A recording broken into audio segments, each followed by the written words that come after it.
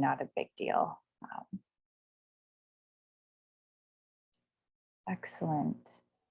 Okay, we'll make a start. Tansi Italia Nito Temtik, Raylene Whitford Nitsigaso, Nehiosko Nina Aotearoa. I just greeted everybody in my traditional language, which is Cree, and I said, hello, everybody. My name is Raylene Whitford, and I am Cree Métis. I am the director of INDIGI-X and a very, very honored person to be joining you all today. There are some very longtime friends, some adopted family members joining us, and some new faces. So welcome everybody to WOW. It is such an honor to have you with us today. I know everybody is very busy and time is very precious. So we're just very grateful to have you with us. So this is the final presentations.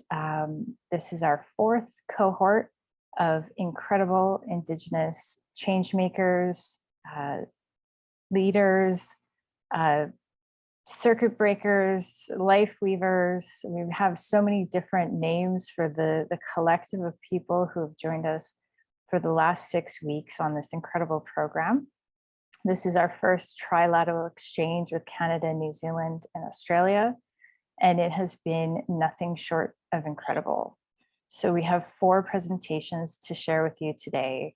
We want to leave a lot of time for them, so I'm just gonna kind of blast through the introduction so we can get to the meat of the presentation. But I would love to share a land acknowledgement with you all today. So it's always an honor to be asked to acknowledge the lands that we're standing on and the first peoples of these lands. I am not joining you from my home territory today. I'm joining you from the traditional territory of the Mississaugas of the Credit, the Anishinaabe, the Chippewa, the Haudenosaunee, and the Wendat people. And in a place now known as Toronto, and which is now home to many diverse First Nations, Inuit, Métis, and other First Peoples from around the world. I just want to acknowledge that you might be joining us from other homelands of First Nations, Métis, Inuit, Maori, or Indigenous people from other lands. So I'd like to acknowledge to all nations who live, work, and play on their lands and who honor, celebrate, and steward the territories. I'd also like to honor the sacred gathering space that Zoom provides us with the amazing digital circle that we've created, and the fact that it provides us with an opportunity to engage in and demonstrate leadership and to highlight the incredible power of Indigenous collaboration and networking. Nanaia. So this is our agenda for today. So we have a number of incredible circle holders, knowledge holders, and elders. So we're maybe going to start with knowledge keeper Bob Silverthorne, who will open us in a good way, and then Uncle Ray Minicon, who's joining us from Egypt, where it is just after 1 o'clock in the morning. Then we'll invite Tania to open with a Karakia. We'll do a very brief program welcome. I think everybody's well aware of Zoom etiquette, so we won't spend too much time on that. We have a few remarks from Minister Mahuta from Aotearoa, and we'll invite the Deputy High Commissioner Amy to join us and say a few words, and then we'll get into the meat of the presentation. So we have 4 incredibly different but impactful groups, so they will be sharing their ideas. And we'll leave some time for questions at the end of each one. So with that, Knowledge Keeper Bob, over to you. Well, wachi mina tantatoi nito temtek mina mistogi mausuk. I say hello to you, and I say I welcome each and every one of you as friends and as leaders. Say, exciting day to hear our presentations of our outstanding participants. So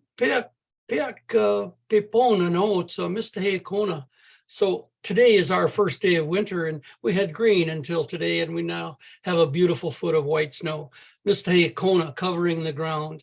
And in our way of belief of people of the lands, that the white snow covers the ground and gives the promise of spring and new life, not dark and cold and that kind of thing. So it's really important that we understand that the snow is the giver of protection to our Earth Mother. So I want to just go very short directional things. We had said that one of the things we wanted to do was walk together and sing the songs and the stories and share them. And I think that's really been true. As we all have walked this good road. And now today we've come to that fruition, that opportunity to hear.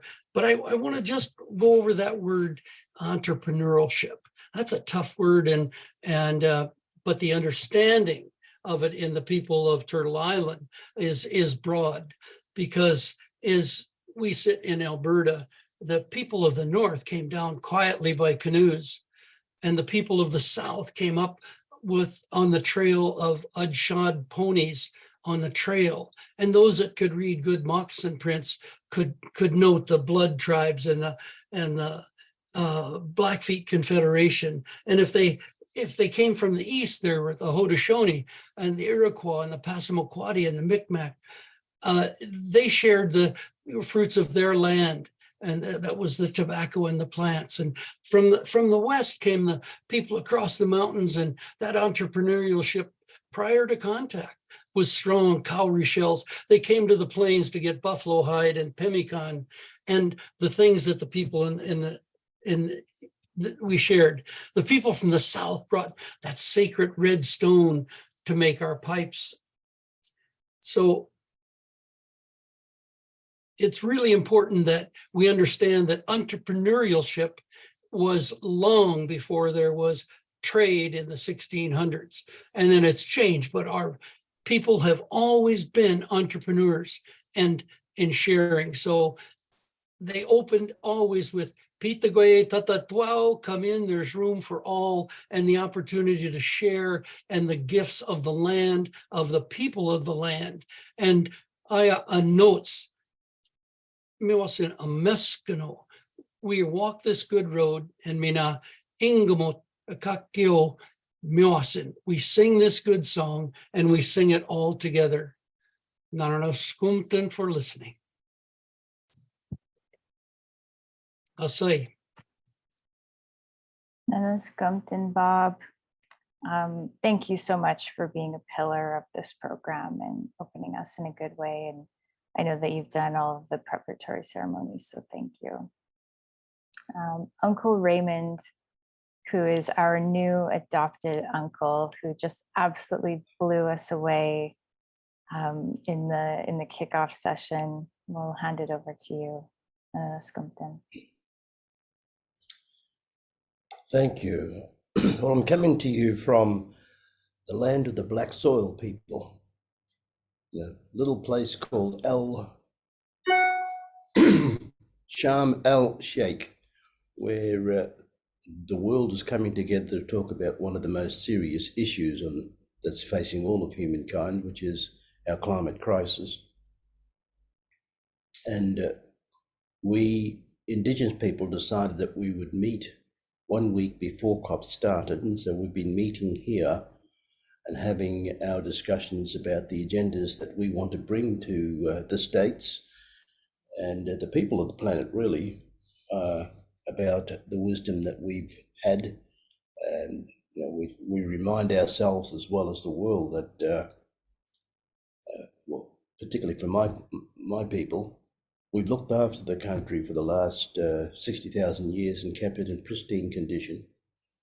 And it's only in the last 200 years that we've seen the incredible destruction of our lands and of our people and of our culture. And we know that we can, if we applied more of our wisdom, more of our understandings of things, we might be able to turn it around. Actually, David Suzuki, whom you guys know there in Canada, an academic, an environmentalist, and a scientist, he said this. He came to Australia and he had a look around, had to talk to a lot of our people. And what he is saying to the world is that we need to have a paradigm shift. He said to me, the paradigm shift is that we have to see the world as Indigenous people see it. He said, we've lost the indigenous knowledge that was embedded in place, that was the key to sustainability, and instead overrode it with all this, let's take advantage of what we can get out of it. He said, we've used the air, water, and land as a garbage can. And now we know that species are disappearing, and we're suddenly realizing, holy cow, there is nowhere else we can go on the planet. We've filled it up, and we've poisoned the very thing that keeps us alive. That's why many of us are now going to Indigenous people and saying, look, we've treated you so badly, and yet you still cling to that same sense of where your home is. And I would add there too, we have the graciousness to actually share our knowledge with those who have been abusing us. And the fourth thing he said was Indigenous people all over the world. Indigenous people refer to the earth as our mother and say that we're created out of the four sacred elements of earth, air, fire, and water, and that all living things are our relatives. These are the perspectives, the attitudes that's needed around the world to rediscover our place and respect for other creatures. Number 5, he said that Indigenous people celebrate and think and thank the Creator for the world that they live in. That's not the way science does it. And the knowledge acquired through that way of living is absolutely essential for the survival of those people. If their knowledge didn't work, they wouldn't have been doing it for such a long time. Number 6, he said, Aboriginal people are coming to Canada, and we're sending people to their communities, and it really strengthens both communities. Culturally, they recognize the power of their culture and the sense that they're not alone.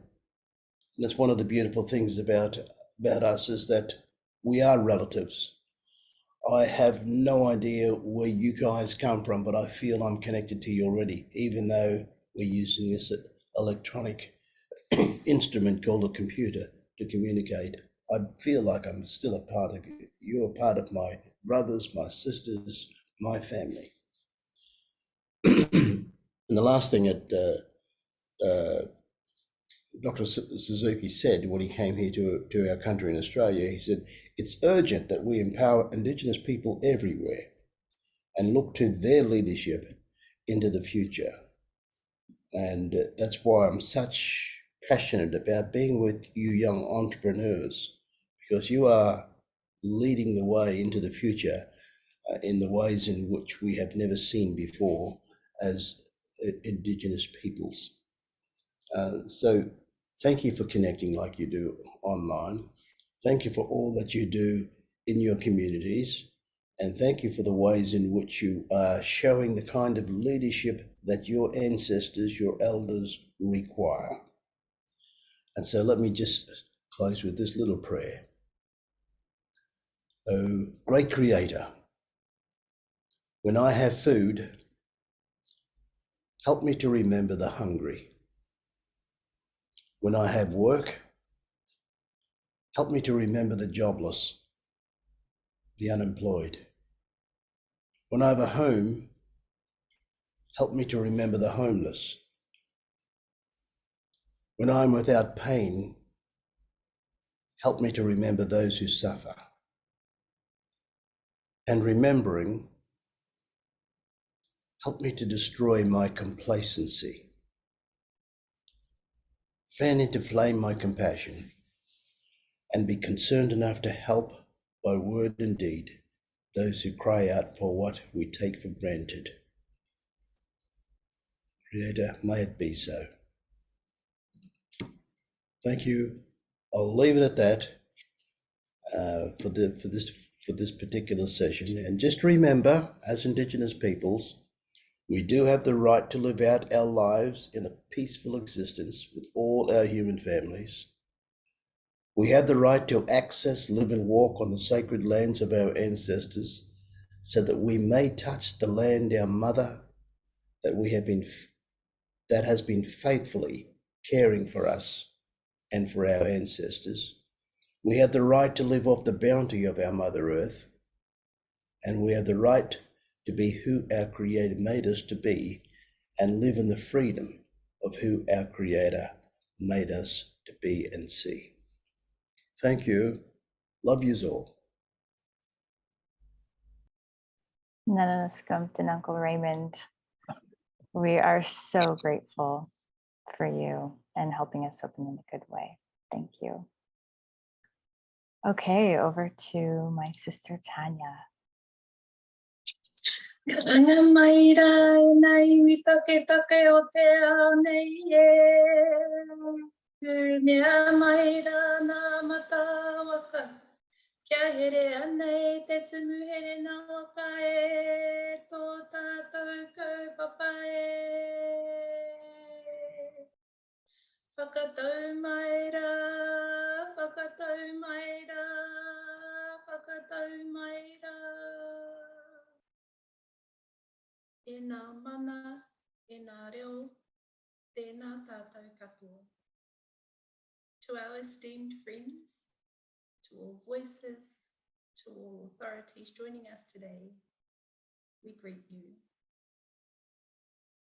Tēnā koutou, kia koutou kua whai wā, kia whakatau tō tātou hui, I roto I tō tātou reo, me nā tikanga take take, o tēnā iwi, o tēnā iwi, o tēnā iwi. How significant and appropriate is it for us to open in accordance with our respective Indigenous customs and language? So thank you so much for allowing me to follow Matas Ray and Bob and do so in te reo Māori. Tēnā tātou I roto I te maro o te atua, nā nei nā mea katoa. In accordance with our own custom, we greet and acknowledge firstly the ultimate authorities, the source of mana, the source of mauri, the source of tapu, our respective atua, our respective gods. Aha kōkoe no hea aha kōkoe. Aha kōkowai, Norway, regardless of where we may be joining in from today. Kia rātou kua whetsurangitia, moi mai rā, moi mai rā.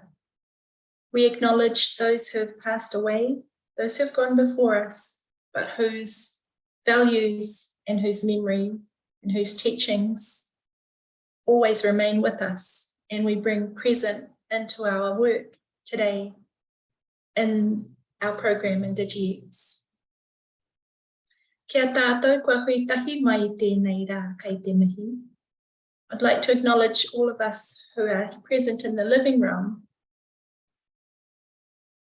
Nā reira kia korua o tātou rangatira kaumātua pau tikanga, Bob Rawako Ray, tēnā korua.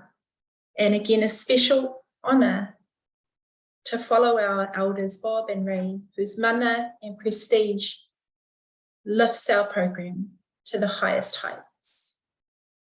Kia koe te tumuaki a Rayleigh, korua ko tō tuarua a Celicia, tēnā korua. Taino atu ki tō tātou tuahine te kaiarahi o ahi pereiria. Crystal, kei te mihi atu au kia koe anō. Kia koutou nā manuhiri rangatira, kua tā piripiri mai ki tēnei, ki tēnā o koutou whenua tēnā koutou. Huri no ki tēnei o tō tātou hinga rangatira, tēnā koutou katoa. A special acknowledgement to the Program Director, Raylene, and to our Program Manager, Celicia, and our Australian lead, Crystal. To all those esteemed guests who have joined us online today to witness the final presentations, we greet you. And finally, to all of you, auspicious participants, rangatira in your own right, thank you for this privilege in welcoming you today. Ka matu kei te mihi atu I roto I te mana o tō tātou take mo te rangi, a INDIGI-X, te take whakahirahira, kua hui tahi mai tātou, kua whakahono a tātou ki a tātou I tēnei rangi. And finally, but definitely not least, and a special acknowledgement to the subject of our meeting, the kaupapa, which has brought us together, INDIGI-X.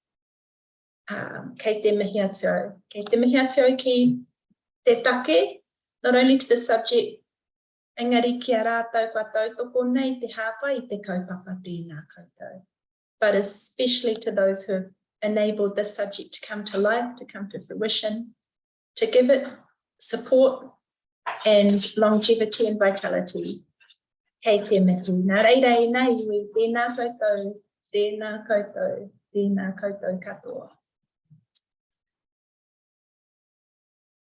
I have been asked to karakia I roto i tō tātou reo Māori, and the karakia that I always choose is the karakia which connects us to, which is able to connect us regardless of our particular religious faiths.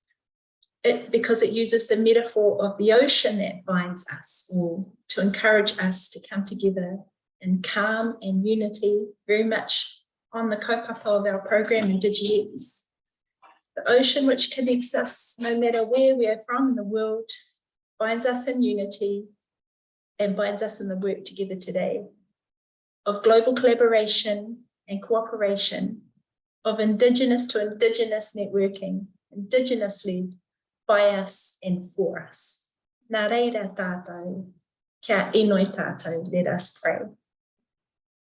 Whakataka te hau ki te uru, let the westerly winds ease and be at rest. Whakataka te hau ki te tonga, let the southerly winds ease and be at rest. Kia mā kina kina kiuta, let calm wash across the ocean toward the land. Kia mā taratara ki tai, let calm wash across the ocean out to the sea. Kia hi ake ana te atakura, let a new day dawn. He tio, fresh morning frost. He huka, a light dew. He hauhu, the crisp morning air. Si he mauri ora. Let there be life. And in closing, in accordance with our custom, I'd like to sing a hymn. Feel free to join in on your side. Minaka, hia hia koutou, te waiata. He honore, he kororia mangaro ki te whenua. Whakaro, haie ki nā tangata katoa. Ake ake, ake ake, amine.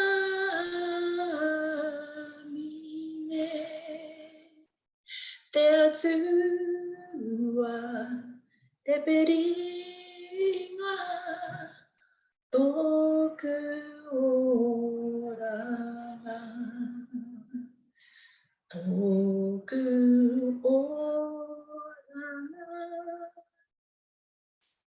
Amen. Thank you, Raylene. Thank you, everybody. Looking forward to our presentations today. Kia ora rawa atu. Nananaskamtin Tania. Okay, if everybody's heart is full, I think we can go on to the next part of the program. So just a brief welcome from me and a tiny little snippet of history of INDIGI-X. So INDIGI-X was started in the very beginning of the pandemic, and it was a way for me personally to connect to other Indigenous professionals around the world, because I felt very lonely and was missing connection and networking. And basically what it's grown into is just an incredible force of the nature in itself. We have had nearly 100 delegates in 4 exchanges, have a massive mailing list and a backlog of applicants to join our program. INDIGI-X is definitely Indigenous-led for Indigenous professionals. We will be changing the name because professionals doesn't begin to describe who we are. We are change makers, we are circuit breakers, we are life weavers. We are incredible, and it is just such a pleasure to be a small part of this incredible journey that I have no doubt is in its very beginning stages. So I'm going to take this PowerPoint, or sorry, the slide out of the PowerPoint, because everybody knows, everybody's practicing good Zoom etiquette. I guess the only thing to note here is that we'll leave 5 minutes, depending on how the presentations go. We'll leave 5 minutes at the end of each presentation for questions. So please feel free to raise your hand or pop a question in the chat. We're a very small group today, which is wonderful. So that means there'll be lots of interaction. And please engage, because this is such an incredible group of people. Take advantage of that if you can. Okay, with that, I'm going to show a very short video. Minister Nanaia Mahuta has been a longtime supporter of INDIGI-X.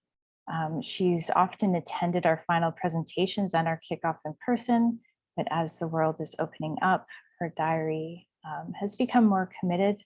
She's graciously recorded this welcome message for everybody. So we are going to play it. There we go. Tēnā tātou I runga tini me te rahi o ngā āhuatanga o te wā. Anei rā te reo karamihi kia koutou katoa. He hononga tangata, he hononga wairua, he hononga whakaaro e tui nei ki tēnei I ka pāhitanga whakawhiti kōrero, whiriwhiri tahi, whakatau anō hoki ki ngā take, ngā kaunui ki a tātou, tūrau Hawaii. Thanks for the opportunity to address you ahead of the final presentations of this exchange. Firstly, let me start off by commending everyone for the knowledge and insights that you've shared in this forum. As we've emerged from the challenges of the past few years, you've shown resilience and perseverance, and it's taken hard work to get to the final presentation stage of this forum. Congratulations. It's a successful step forward in our interaction together. During my involvement with INDIGI-X, I've been encouraged by the adaptive and innovative approaches from Indigenous talent across our respective nations. It's also fantastic to hear insights shared by the experts and thought leaders attending this forum. Between Canada, Australia, and Aotearoa New Zealand, our nations are committed to achieving better outcomes for Indigenous peoples. What you discuss, share, and connect through this forum all adds to building and bridging greater relationships between our peoples. We are the kaitiaki, the stewards or guardians of here, now, and the future. I know everyone here recognises the shared obligation to make our world better for generations to come. And I believe that the connections made through this network can help to foster opportunities for cultural, social, economic cooperation going forward. And I'm certainly looking forward to participating in the next INDIGI-X exchange and hearing how well you're doing. Nō reira, kia pai tā koutou nei mahi, kia hono koutou I a koutou. All the best for the day ahead, Mauri ora.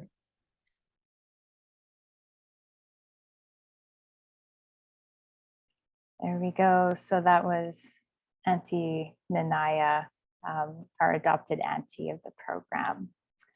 So last but not least, we would like to invite the Deputy High Commissioner, Amy Guihot.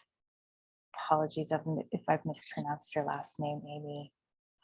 Welcome, and please say a few words on behalf of our Australia cohort.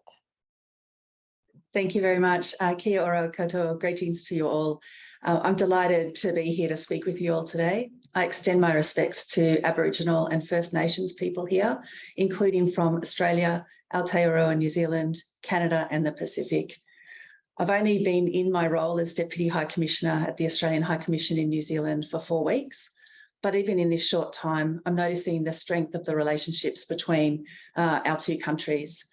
Next year, we'll celebrate 80 years of reciprocal diplomatic relations and 40 years of our closer economic relations agreement.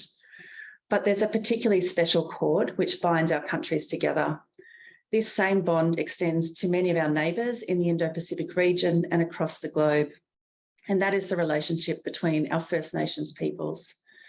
Indigenous peoples have long histories of trade and business. It's great to see First Nations Australians having the opportunity to participate and contribute to this 4th INDIGI-X virtual exchange alongside our close partners, Canada and Aotearoa New Zealand. There's so much to share on culture, commerce and connection to empower Indigenous professionals and to promote the wellbeing and advancement of Maori, Indigenous Australians, Métis, Inuit and First Nations people throughout the world. Our support is consistent with Australia's Indigenous diplomacy agenda, which includes the key pillar to promote sustainable development for all Indigenous peoples. The Australian government is increasing efforts to ensure that our First Nations people can participate more effectively in key trade policy discussions and negotiations. It is committed to implementing the Uluru Statement from the Heart in full, which calls for voice, treaty and truth. As part of its commitment to implement the Uluru Statement, the new government will move to enshrine an Indigenous voice to Parliament in the Australian Constitution.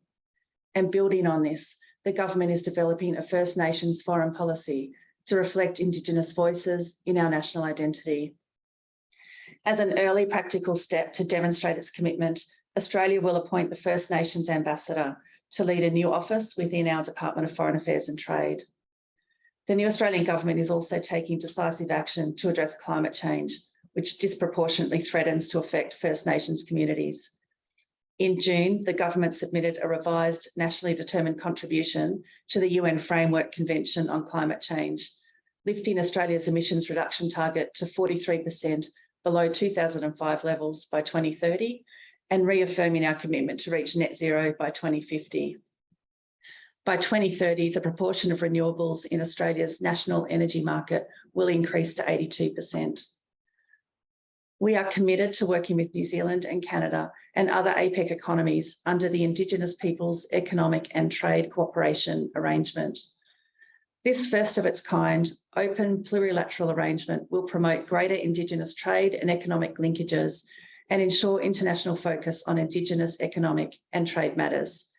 It's consistent with and reaffirms our country's commitments to important international instruments such as the United Nations Declaration on the Rights of Indigenous Peoples, and it's supported by existing work under our Indigenous collaboration agreements. We welcome INDIGI-X efforts to bring together foreign and global affairs ministers, as well as ministers responsible for Indigenous affairs, with Indigenous business professionals. I hope you will continue these important conversations far beyond your final presentations. We look forward to your ongoing voices, harnessing your cultural insights and contributing to policy. What is good for First Nations peoples is good for us all. Thank you very much.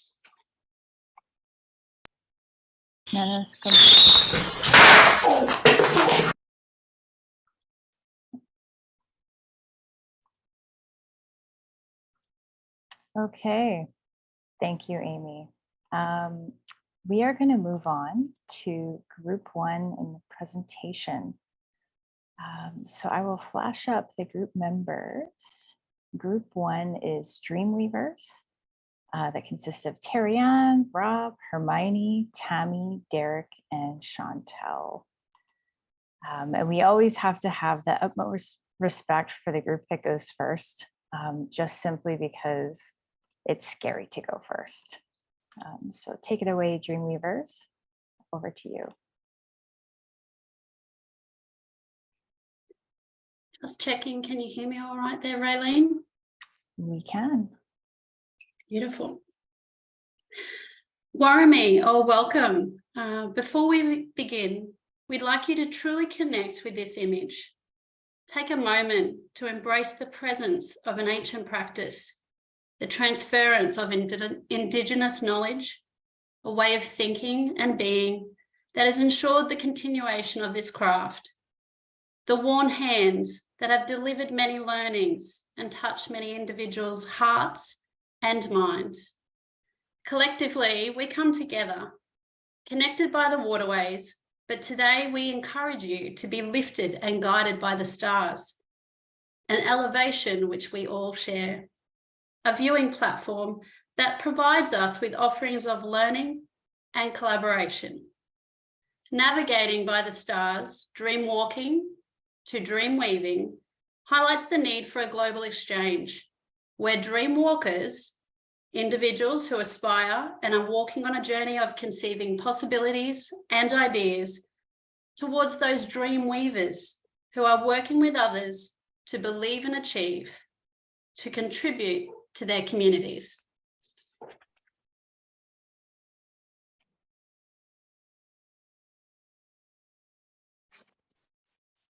Tēnā koutou katoa. Just before we begin, we'd like to acknowledge this amazing program, INDIGI-X, its co-founders Raylene and Chris, and the many kaimahi supporters and elders involved. Because of this mahi, this kaupapa, we've been afforded the privilege to meet one another, to grow friendships and share as Cohort 4. And INDIGI-X has inspired our project. As Team Dreamweavers, we're a group of 6 Indigenous professionals from across Aotearoa, Australia and Tutu Island. With us, we bring our ancestors and the unique qualities and skills they have bestowed upon us. And whilst we live and work in different parts of the world on different continents and are from different backgrounds, we've learnt that collectively we have so many commonalities in strengths, challenges and experiences. Together, we've navigated across the waters today to hopefully present something exciting, relevant and needed. And we hope you enjoy our collaborative effort that has resulted in what we refer as navigating by the stars, dream walking to dream weaving. Our people have always been wayfinders, explorers, expert navigators, whether this be within the context of guiding our tribes nomadically across lands, through bush or across ocean. Today, in a more modern context, our people navigate through the complexities of post-colonial systems in our journey to reclaim and retain traditional ways of knowing and being. Through this project, Navigating by the Stars, we will guide you through our what, our why, and essentially our why not. We'll also propose how can this vision, how might it be realised from a dream into a reality.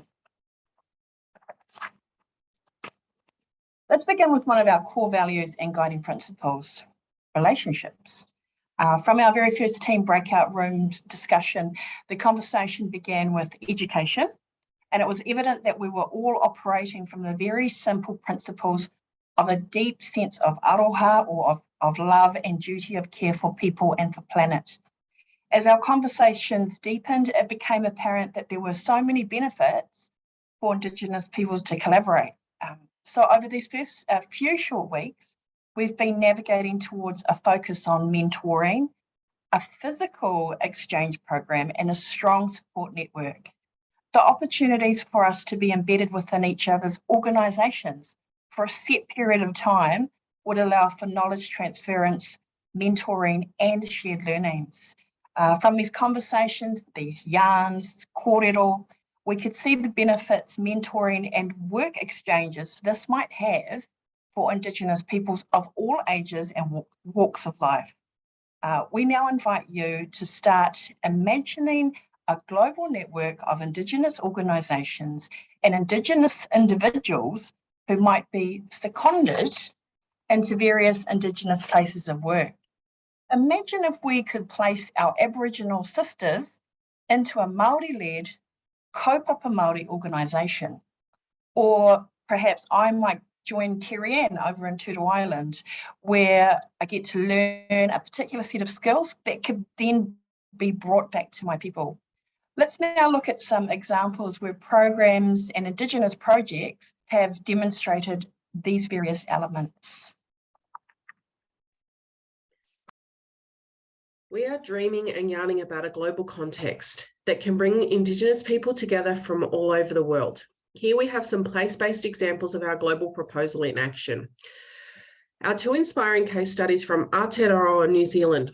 Ngā Aho is a network of Māori and Indigenous professionals who come together and weave people from various design backgrounds and are led with Māori and Indigenous values, which enable collaboration and keeping relationships at the forefront. And this allows them to support each other to better serve the design aspirations of our Māori and Indigenous communities. Their expertise, experience and mana have ensured that they often lead prestigious and lucrative government contracts which embed Indigenous values and worldviews and into the built environment. Global Internship Conference, aka GIC, a 2-year program that ran in 2020 and 2021 and was a collaboration between New Zealand and Canadian universities where 5 Māori students joined 5 First Nations students from Canada at the Global Internships Conference to discuss reciprocal short-term learning abroad opportunities for Indigenous students. Our Australian examples. The inspiring organisation DIG caters for youth and is grounded in strong cultural values. This youth-led organisation is based in Cairns, Australia, and inspires, equips and empowers young people to take action and change the world. Mara, an inspiring university-based short course for Aboriginal and Torres Strait Islander peoples and is delivered through the Melbourne Business University. Mara is named after the word for fishnet in the Woiwurrung language of the Wurundjeri people of Melbourne. It represents a gathering of Indigenous entrepreneurs, business owners and professionals who are joined by a common purpose to develop business knowledge networks and opportunities for the benefits of their communities, often towards visions of self-determination and social purposes. And INDIGI-X is an inspiring Canadian organisation who supports First Nations people through dispersing financial awards and delivering inspiring motivational programs.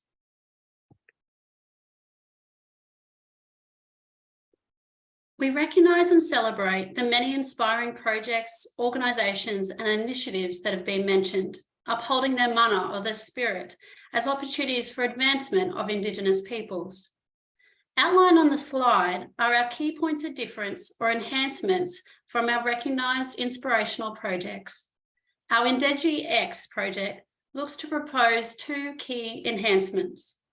1, that we elevate to the stars the many localised, place-based, pre-existing or initiatives to come together globally to share, learn, improve and grow, harnessing our Indigenous knowledges, thinking and ways of being in our professional context. The second, the setting of a dream space where we can continually walk alongside each other, a place to dream, work, share and grow from our learnings, a place for ongoing engagement of change makers. While we recognise that we each may weave in a different way, we collectively enable and celebrate the richness that results from what is made together.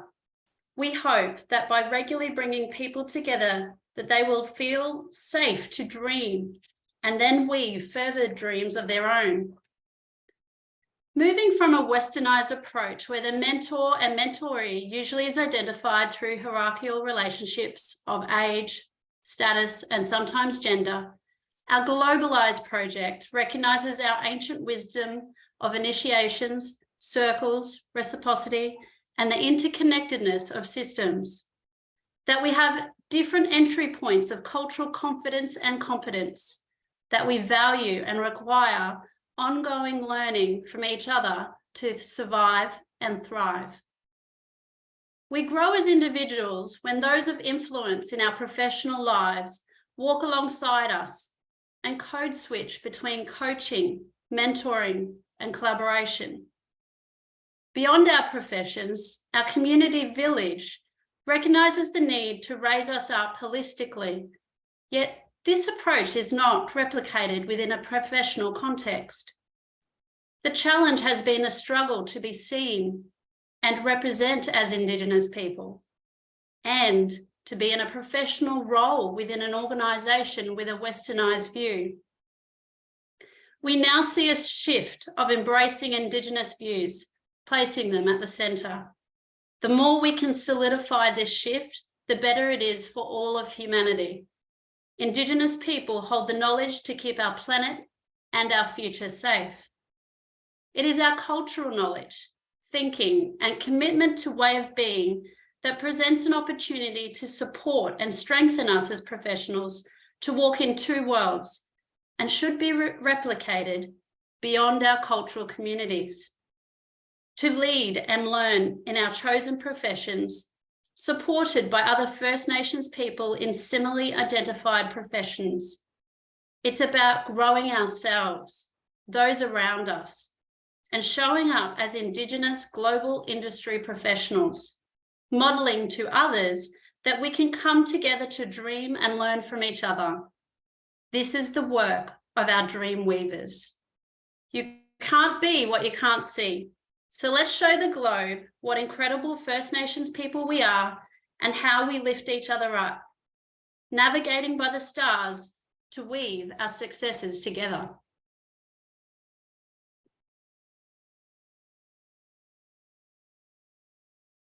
Collectively, we propose that our global exchange has 4 key stages.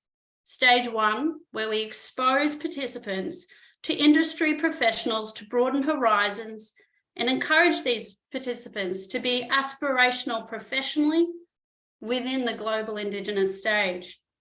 Stage 2, where we develop sustainable relationships with like-minded participants.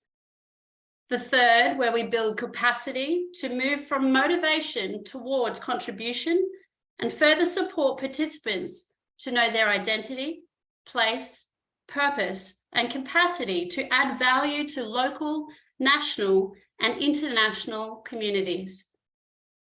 The last stage is about ongoing opportunity to engage and work collaboratively between participants.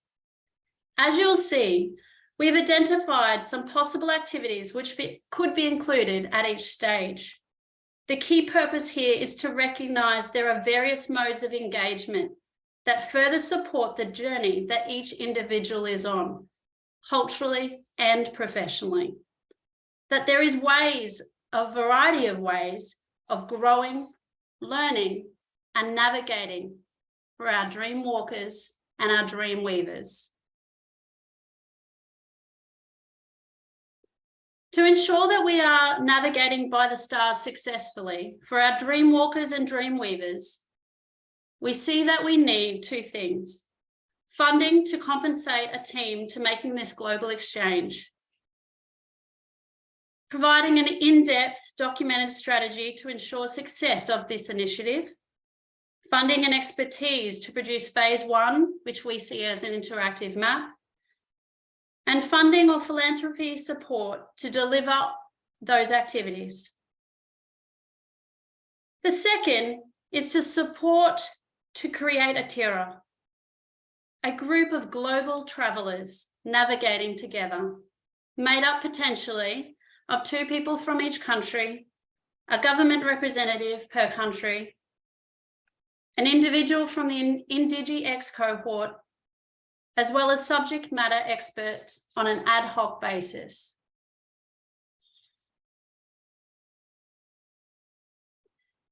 Finally, Didgerigora, or thank you. Thank you for joining us in our dream space today.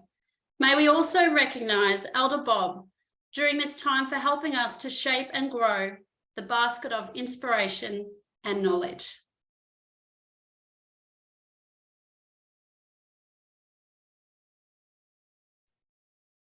Wow. Nanaia Skumt and Dreamweavers. What a way to start us off. Not only do I wholeheartedly agree with the message, I love the graphics and the artwork, Tania. So thank you. Hi. So we're going to open it up for questions. Like I said, we have a small group. I know I have a few, but please raise your hand perhaps, and I can invite you to ask your question. And if we might, I might ask Bob, the Knowledge Keeper Bob, if you have any comments, because I do know that you've worked quite closely with all the groups, but especially the Dreamweaver group.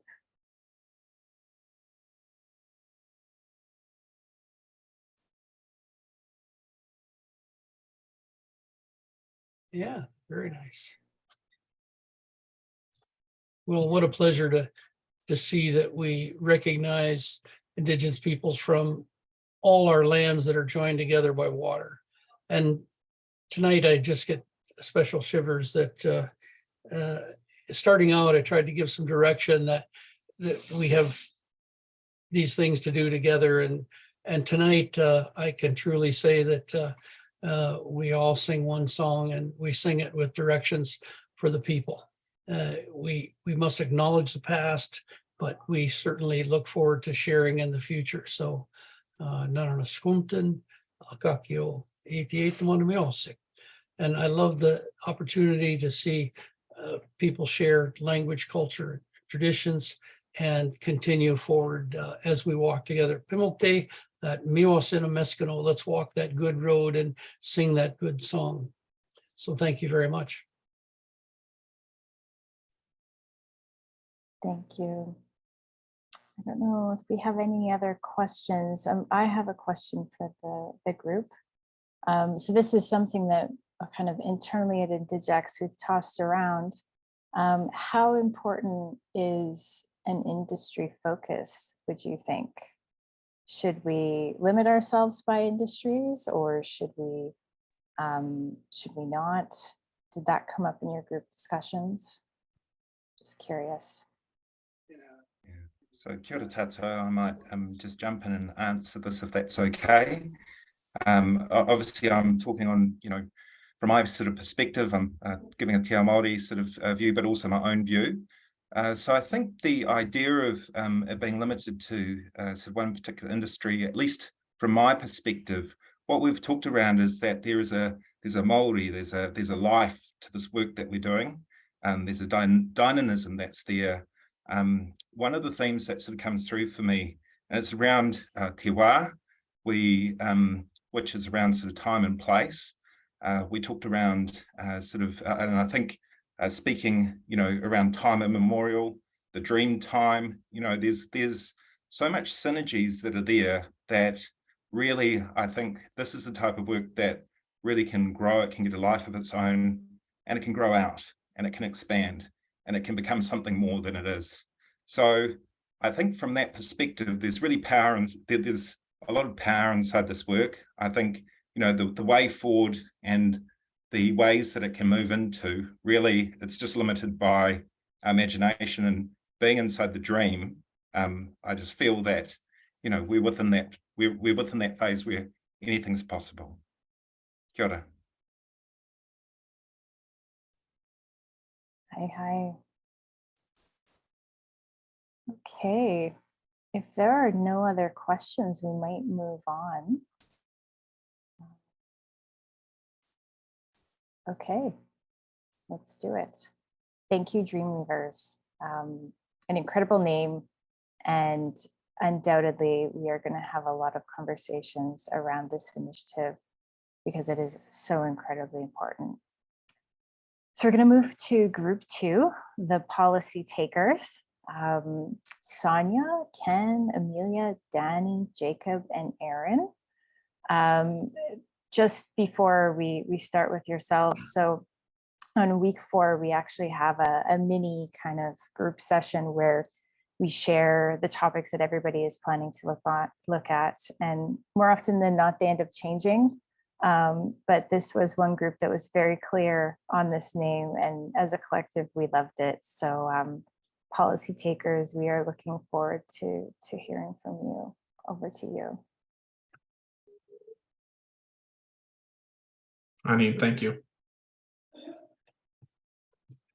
Good evening, everyone. Thank you so much for joining tonight. Good morning, everyone. Good afternoon and good evening. Some folks are all over the place with their schedules, and so thanks for participating. Here in Alberta, Canada, there's a lot of snow, and I was sharing that with our team from New Zealand and Australia. And so we're happy, and thanks for sharing the message about the snow in the ocean. And it was quite fitting because one of the pictures here really speak to that, which we'll show. So INDIGINOUS-X for professionals, Indigenous Professionals. Our group is the policy takers.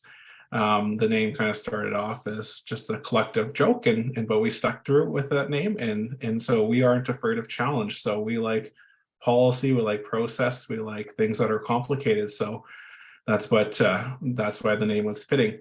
So INDIGI-X is our concept, and basically what it is INDIGI-X Next 2.0. So it's the in-person events for all the alumni of INDIGI-X and our elders and our mentors who make this happen.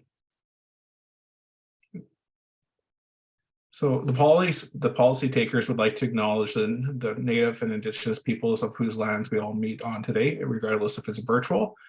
We pay our respects to our ancestors, to our family members, and strength and wisdom that guides us to where we are today. To develop this proposal or this presentation took a lot of concepts to really work through it and come to an agreement, which we learned a lot. But we got that wisdom from our ancestors and our elders and those who teach us. We'd like to thank those organizers of INDIGI-X for making this space happen, and together, collectively, by facilitating these types of spaces, this is where innovation happens and solutions come from there. The art picture here is a concept that was developed from our collection of discussions. It's quite fitting that you were speaking earlier about the ocean, about the snow. And so the concept here in the green is Australia, New Zealand blue, and Canada in red. So if you were to take a picture of them on the map and draw three lines, it's kind of like a check mark. And so that was originally in the art picture for INDIGI-X for this cohort. And so this is just slightly a different picture. So their 3 dots are all connected, which we are all connected here through story, through culture.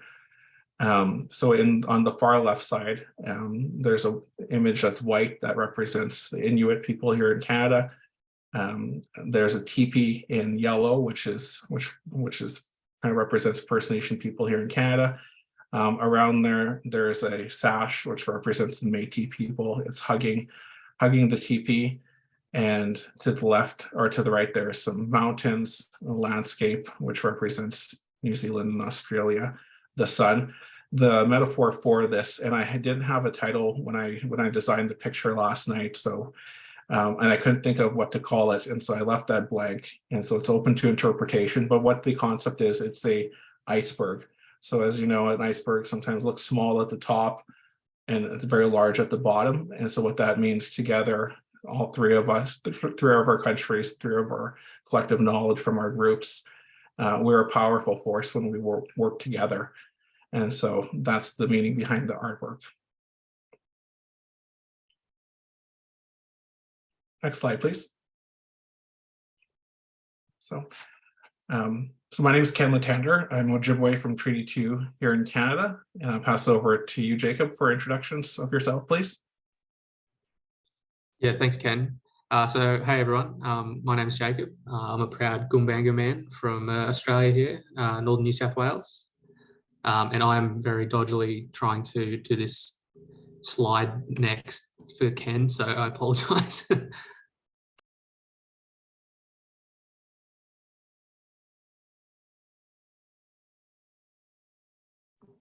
I should say I'll pass it on to Danny to introduce herself.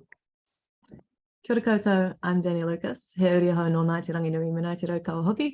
I'm from Aotearoa, New Zealand. And I'll pass it on to Sonia.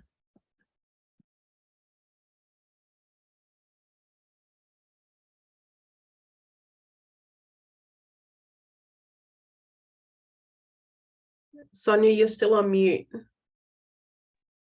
It was bound to happen at one point this evening. Wonderful to be here with everyone. I'm Sonia Howard, a member of Tsawwassen First Nation, mixed ancestry on my father's side, English and Hungarian. And even after 2.5 years working remotely on Zoom, the mute button still has its own ways of functioning in relation to my trigger happy fingers.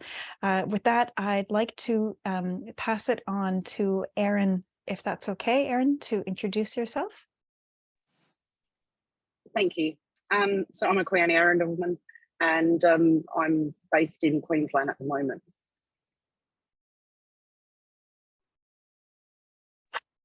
And kia ora everybody. Ko Amelia Topunga, hauria hau no Ngāti Mutungo Wharikaure no Te Aotearoa, no Aotearoa, New Zealand. Thanks everybody. And that concludes our team. So I'll just pass onto the next slide.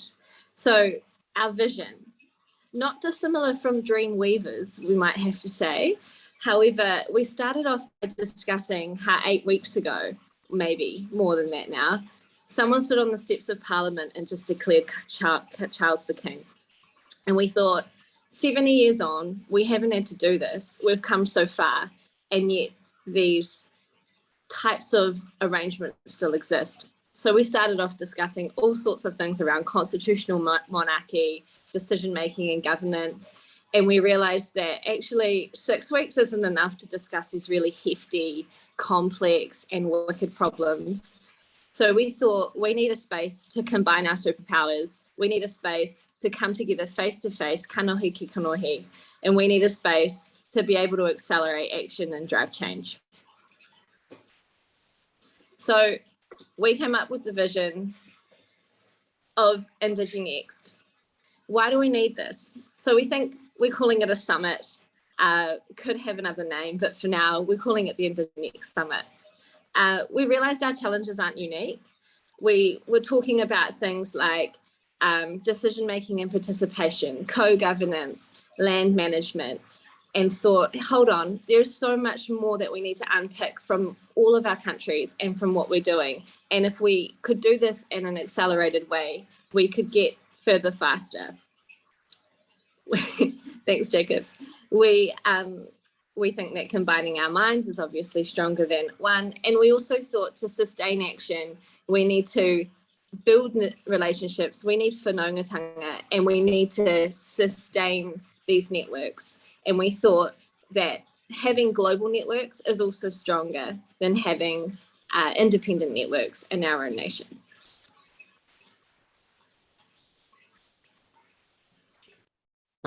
Okay, sorry about that. I'm not usually this terrible at this. So going off what Amelia said, you know, she mentioned, you know, as Tri-Nations, we all, you know, have similar sort of discussions. We all have similar challenges and we all have similar opportunities. And, you know, we wanted to leverage what INDIGI-X has already created in this virtual network, in this partnerships with government and in this partnerships with the wider communities, and take that to the next step and actually run this as in the INDIGI-X live event, sorry. So obviously, you know, we've all done the virtual exchange and we can see the benefits of all this co-sharing and co-collaboration. So we want to create a in-person event that's for First Nations people, designed by First Nations people. Now, I'm sure all of you are aware there are plenty of Indigenous conferences floating around. And the way we wanted to differentiate this conference is we wanted this to be very community focused. A lot of conferences, I know myself, I go to, they're very either sector based or have commercial interest on, you know, with layers on top, or it's really sort of built around what external stakeholders are looking at the Indigenous sector. What we want to do is create an in-person event that fully taps into what are the actual physical challenges community are facing in each of the Tri-Nations. So I think it's not fair to have it at one country every year, and I'm sure everyone wants to travel to their cousins' countries. So we're proposing the obvious rotating host, putting in place 3-year plans to obviously rotate through the 3 nations. We came together and decided that Canada would obviously be the best place to have the first one, as this was the birthplace of this program and all the support that the Canadian government is putting into Indigenous rights and Indigenous commitments at the moment. We wanted to leverage what is happening. A big talking point, obviously, for our group was the MOU signed between NZ and Canada on the recognition of Indigenous rights and what are we going to do about that going forward. I think that can be one of the big first talking points for our inaugural in-person event, and it would be an opportunity for Australia to get involved in some of these discussions. I know personally, I'm not too sure about any other Australians on the call, I sometimes feel Australia gets left out of these international Indigenous discussions by no fault of anyone else. So it would be a really big opportunity to get Australia on board and involved in some of these big international discussions.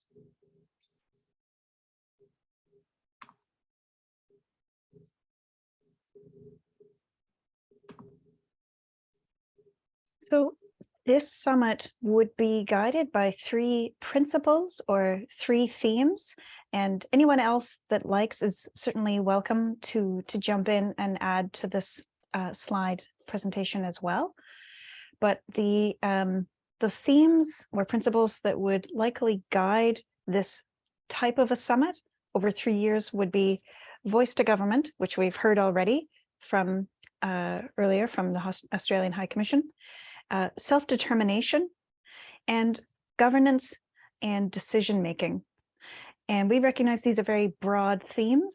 And so within that, there's lots of space to identify topics collectively, drawing on input from INDIGI-X alumni, and also across our networks to explore topics within each of those broad themes.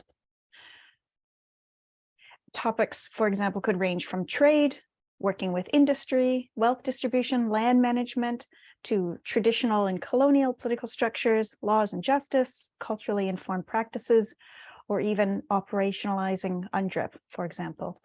So what would this look like in real terms?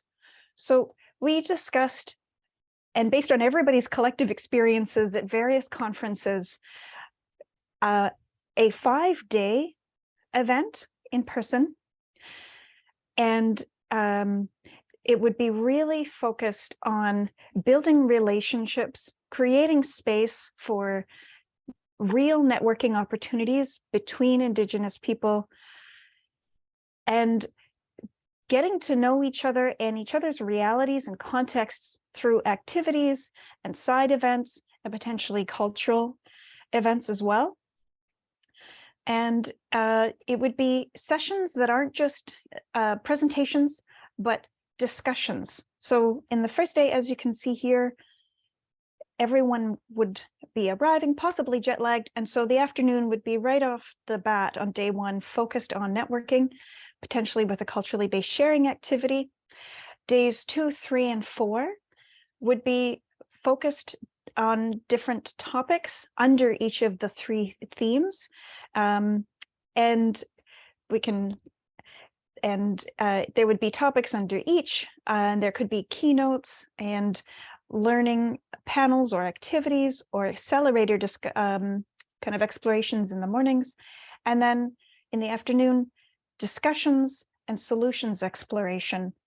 And when we say accelerators, this could be, for example, a tech accelerator session or a policy accelerator session, recognizing that every country and Indigenous people that live in those countries might face different challenges, like digital divides, for example. And so maybe these tech accelerators can be a way to explore how can we build solutions that work for Indigenous people, recognizing these digital divides. And the aim for the learning panels would really be to bring together community members or other First Nations or Maori people who are working directly on the topic or the issue and who are doing it or applying it in real terms and practice. And they can speak to the outcomes they're achieving, the challenges they've overcome, and how they're doing it in real terms. And day 5 would be a closing address, and the afternoon would be some sort of a general kind of decompress, fun activity, and then with a gala dinner in the evening. And with that, I think I will turn it over to the next slide. Awesome, thanks, Sonia. So we've talked about the what. Now let's talk about the how. And we did that in the last 6 weeks by talking about some of the mechanisms we'd use, starting with funding, then on to people, and then the masterminds or the governance of this program. So to get us off the ground with funding, we talked about securing government funding. This would help us in the planning stages and setting up our first 3 summits. Then we talked about the importance of making this funding sustainable. So moving on to things like ticket sales that we could use to ensure we have ongoing funding, and tiered corporate sponsorship, ensuring that with these sponsorships, they're aligning to the principles of our summit, and that we can use some of the sponsorship to subsidise grassroots or community member tickets. We also talked about alternative ways to fund the summit. What if we had an Indigenous art sale or auctions? I've already seen there's a few artists among us just here, so imagine what we could do with all of our networks collectively. We also talked about people and who will be attending. Like INDIGI-X, the summit discussions are intended for First Nations or Indigenous people to share, learn and develop solutions together. It's apolitical, grassroots and open to any First Nations people who feel that they can contribute and participate towards building the solutions that we're aiming for. We would allow corporate and government people to attend to the networking events and to the closing gala, but the rest would be a safe space for Indigenous people to kōrero. And the masterminds behind it, how we would make it work. We were thinking about creating an organising committee consisting of people from each country to help with organisation. This could be part of the INDIGI-X core business and lean on alumni and our connections to create this committee.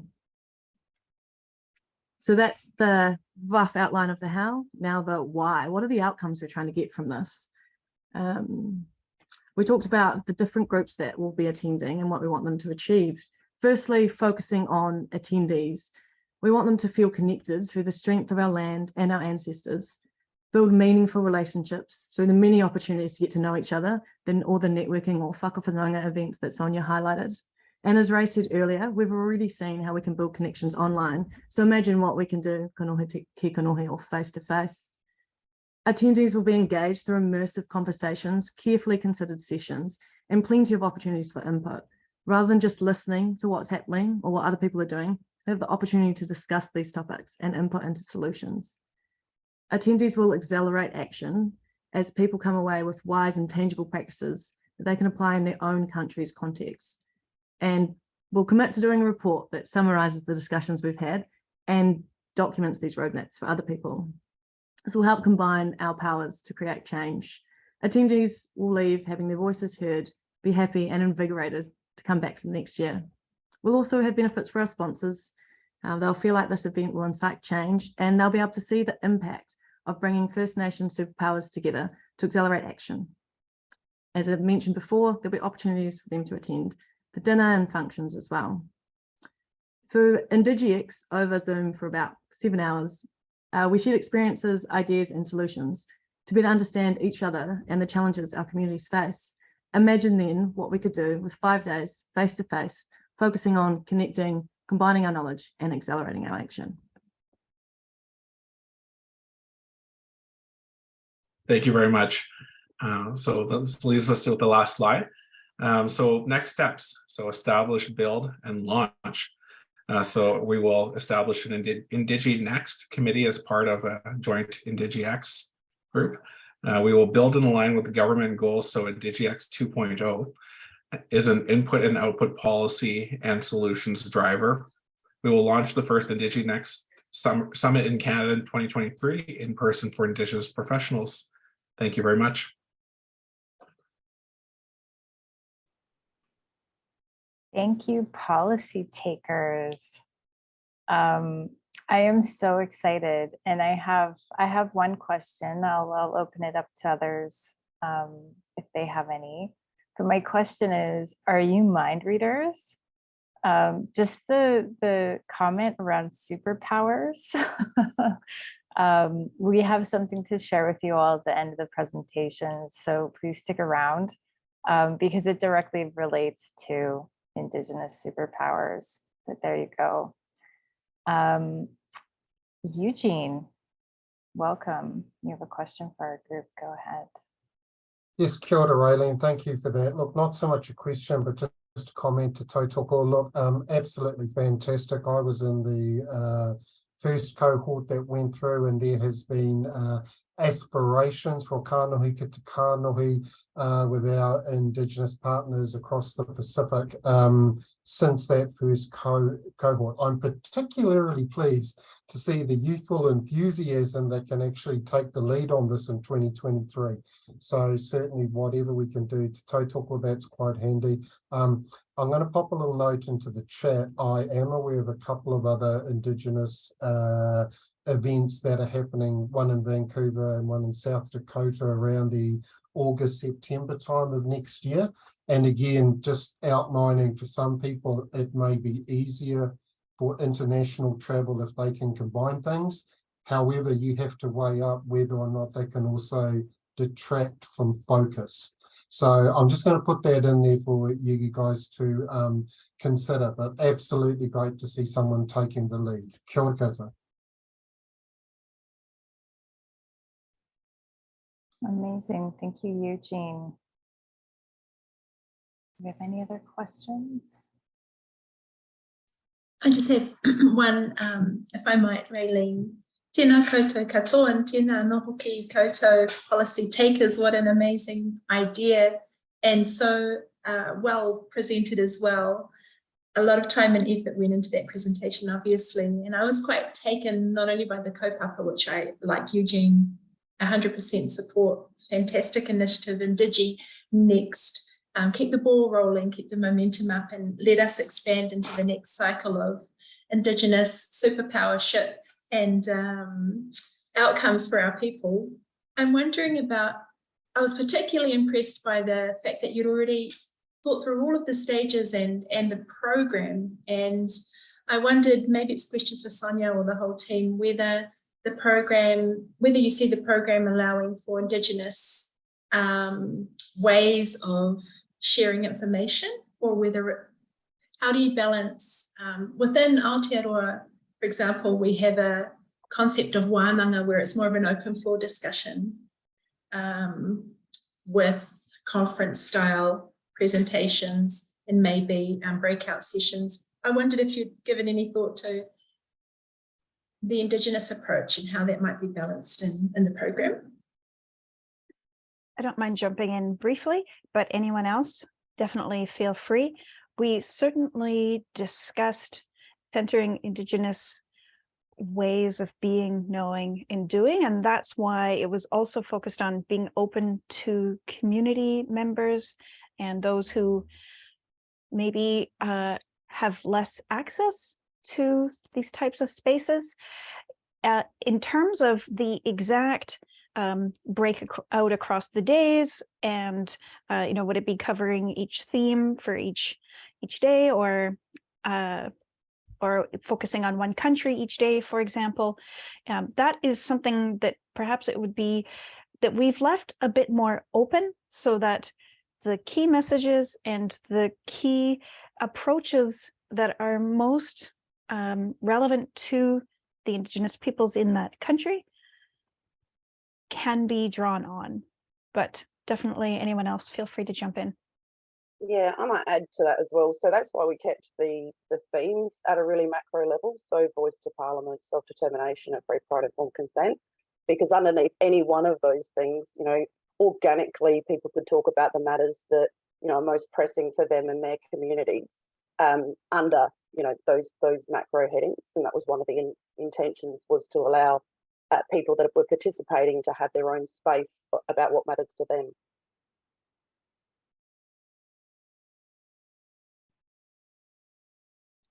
Thank you so much. I look forward to hopefully seeing it come to fruition. Yes, thank you, group 2. Having an in-person exchange is the logical, in-person exchange, conference, whatever. It is the logical next step for us, and it is a focus. So thank you for your thought and your sharing your plans. And yeah, I think it's very clear what we need to do together to be able to connect. And again, just be able to bring incredible minds in the same room to find solutions. So we're going to move on to group 3. group.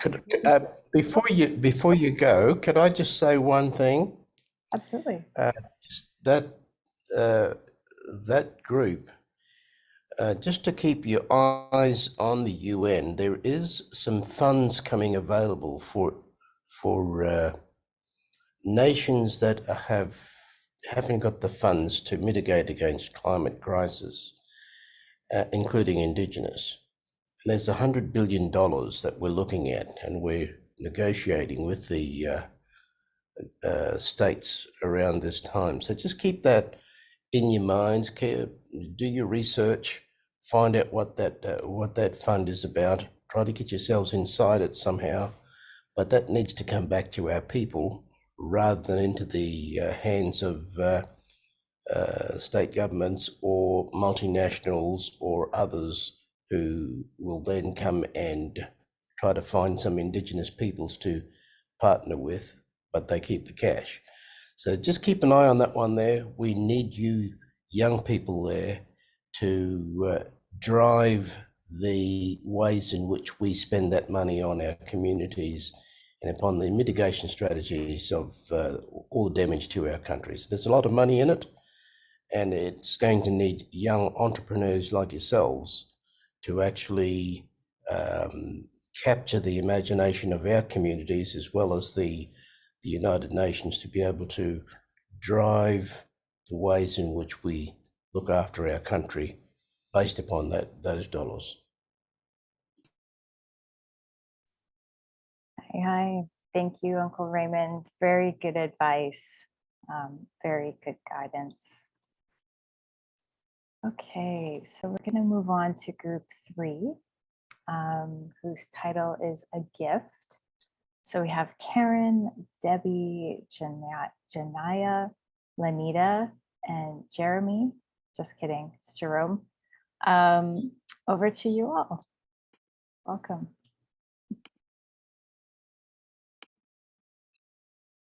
All right, can everyone see the screen? Okay, great.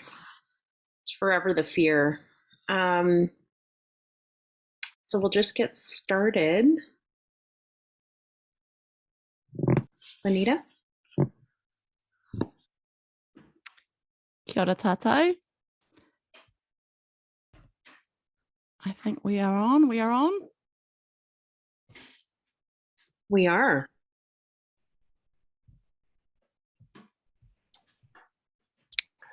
We just need to go to the next slide. Ka pai.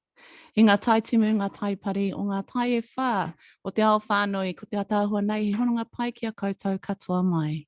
Ki ngā tāngata o ngā hau e whā, o rangi nui e tuatu nei o papatuanuku e takotohi nei. Tēnā koutou katoa. A warm welcome to everyone from our connecting nations across the traditional waters that navigate us and the winds that carry us here online today. To all our ancestors for their knowledge and gifts, founders and supporters of this kaupapa, we give thanks. To our fellow cohorts on this journey, it's an honour to be here with you.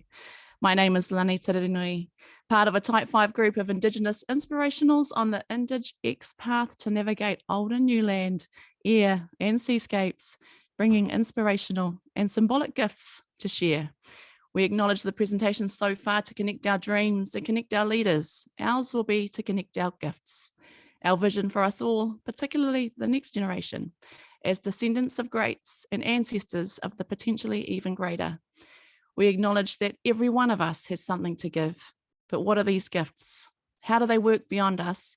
And in paddling our waka together to the future, what can we offer?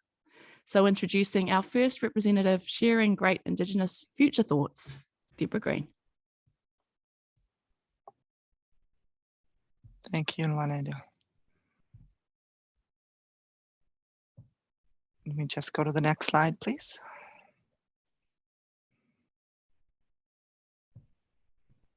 There we go.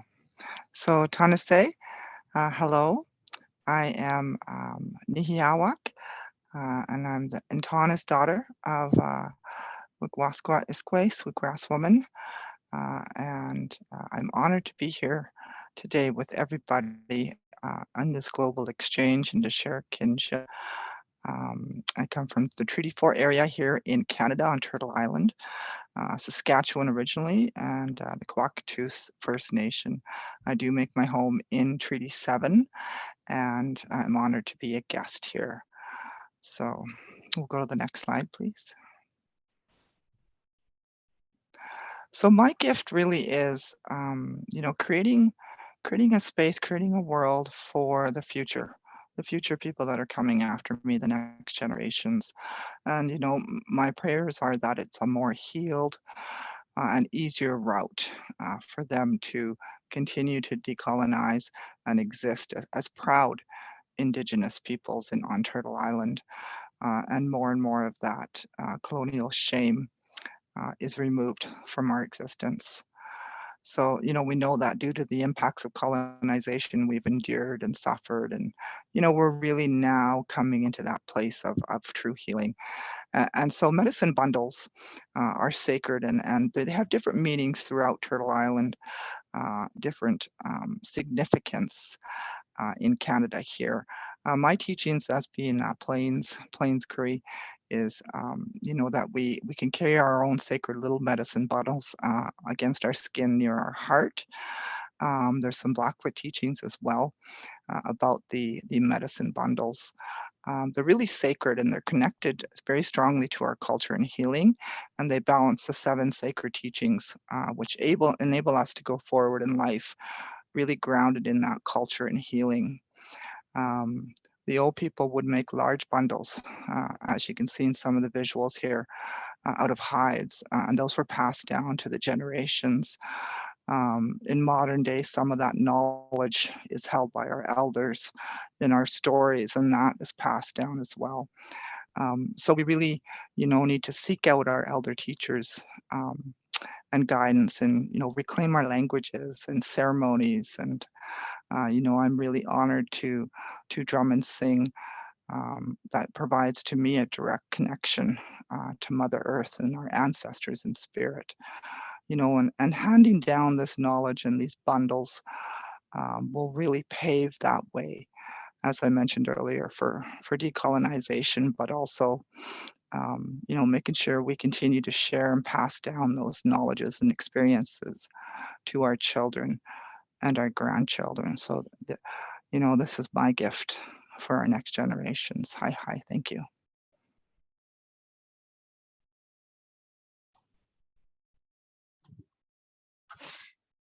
Hiya. So when we spoke about what our gifts would be, we spoke about our next generation, what we put into their canoes for the future, and thinking about how to do it in a way that reflects us as a culture and a combined triculture.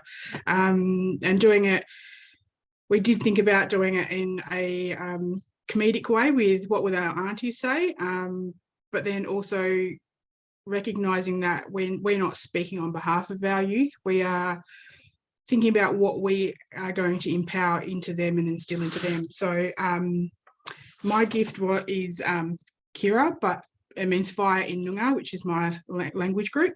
First Nations people use fire as both a spiritual and practical tool.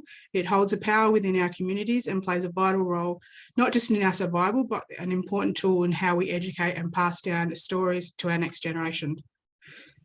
So this would be my gift that I would bring and share on our journey, as it will bring us together and it will guide our paths. It will warm our bodies and hearts. It will give us the ability to cook and purify our water. But most importantly, it will allow us to sit around and connect with one another on our long journey of cultural healing and cultural empowerment.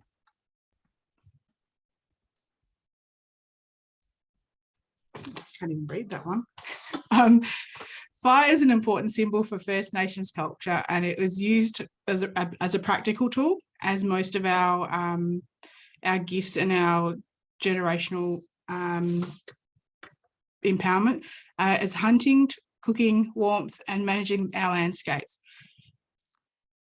Thank you. It also holds great spiritual meaning, with many stories, memories, and dances being passed down around the fire, as well as the spiritual use with the smoke as a cleansing tool. Many aspects of Aboriginal and Torres Strait Islander traditions, religions, ceremonies, and rituals are an important the important part of expressing cultural beliefs, meanings, concepts, and linking people to the environment in a complex way. And these are just an example of different uses for our fire once we get to our destination.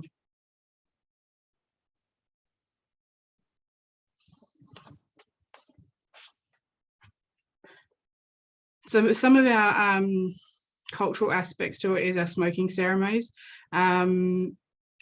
It's a way of cleansing our bad spirits and treating sicknesses. These ceremonies encourage good health, well-being throughout connection to culture and health benefits from traditional Aboriginal and Torres Strait Islander medicines.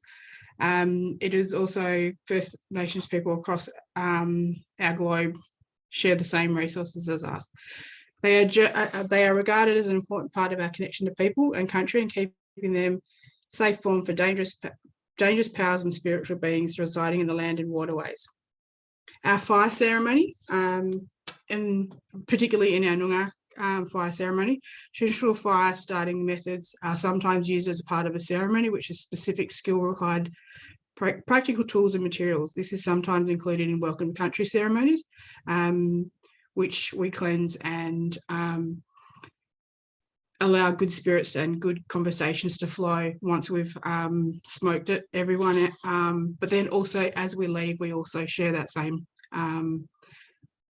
respect and culture. So emphasis on the place on the cultural beliefs such as the Noongar language and the word fire, Karl, is the same word as immediate family member, similar to hearth, describing family and home in European context. There are also records that go back generations in the Warapri clans that use fire ceremonies, types and rituals and symbolic fire and combating settlements, arguments and removing feelings and bitterness and rival groups. But a lot of our First Nations tribes have similar stories and songlines throughout their generations.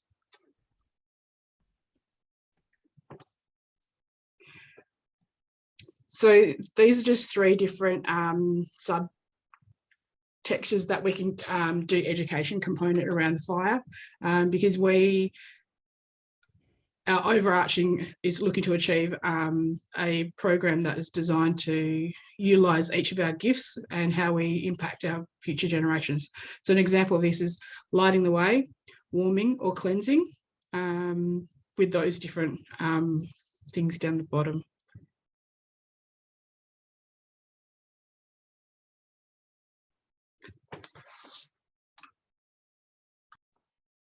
That brings us to the end, right, Nanaia? Okay, great.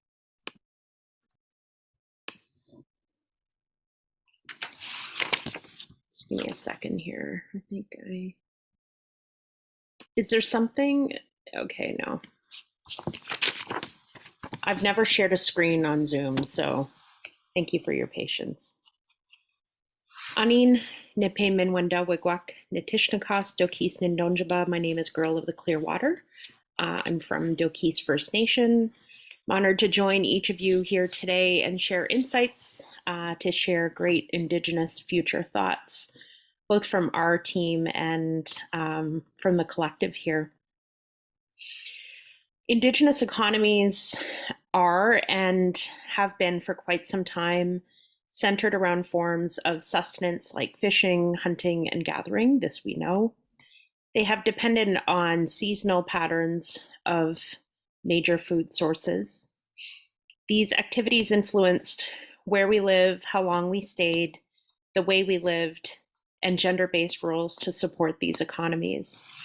And I share this picture here with you today because behind my brother, or one of the two brothers that I have, who's going out up the river to set nets and harvest for our family, just behind to the right of the photo, that's actually 4 acres of land that has been passed down to my brothers and I.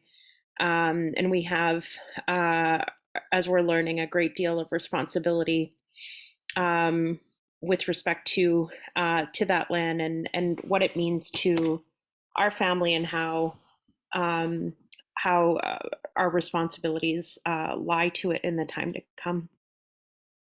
So where we harvested more than what was needed for the collective We feasted and traded with neighboring nations, and doing this provided material benefit for our local economies, and it also established relationships, strengthened alliances, and resolved disputes. And we know that as the European economy advanced, this is something that's not exclusive to North America.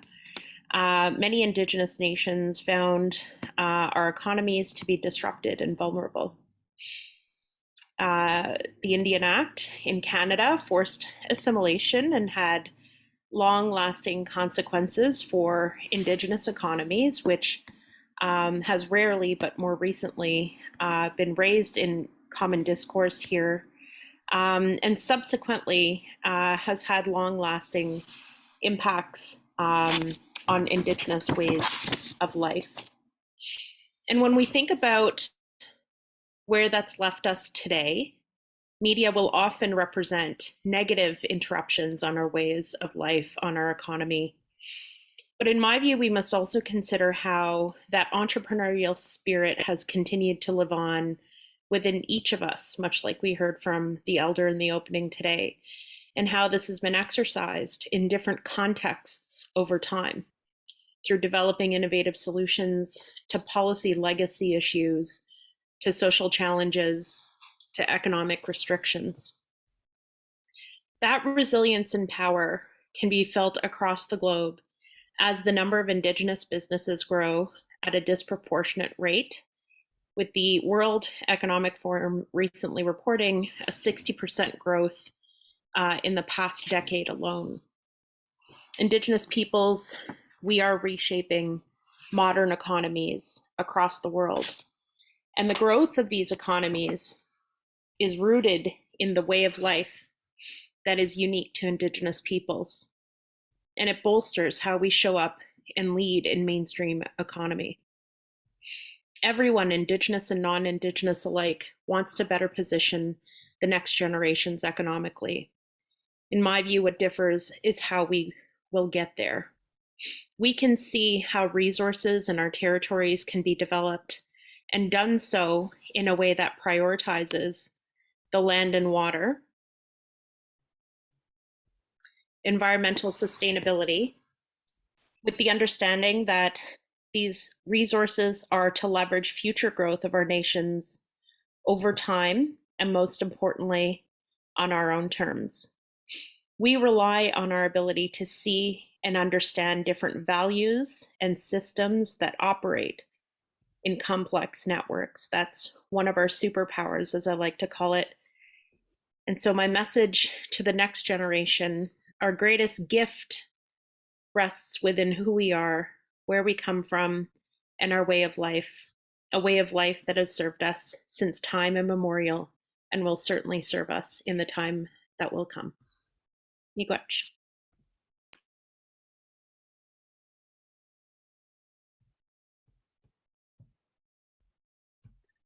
Kia ora koutou, thank you, Karen.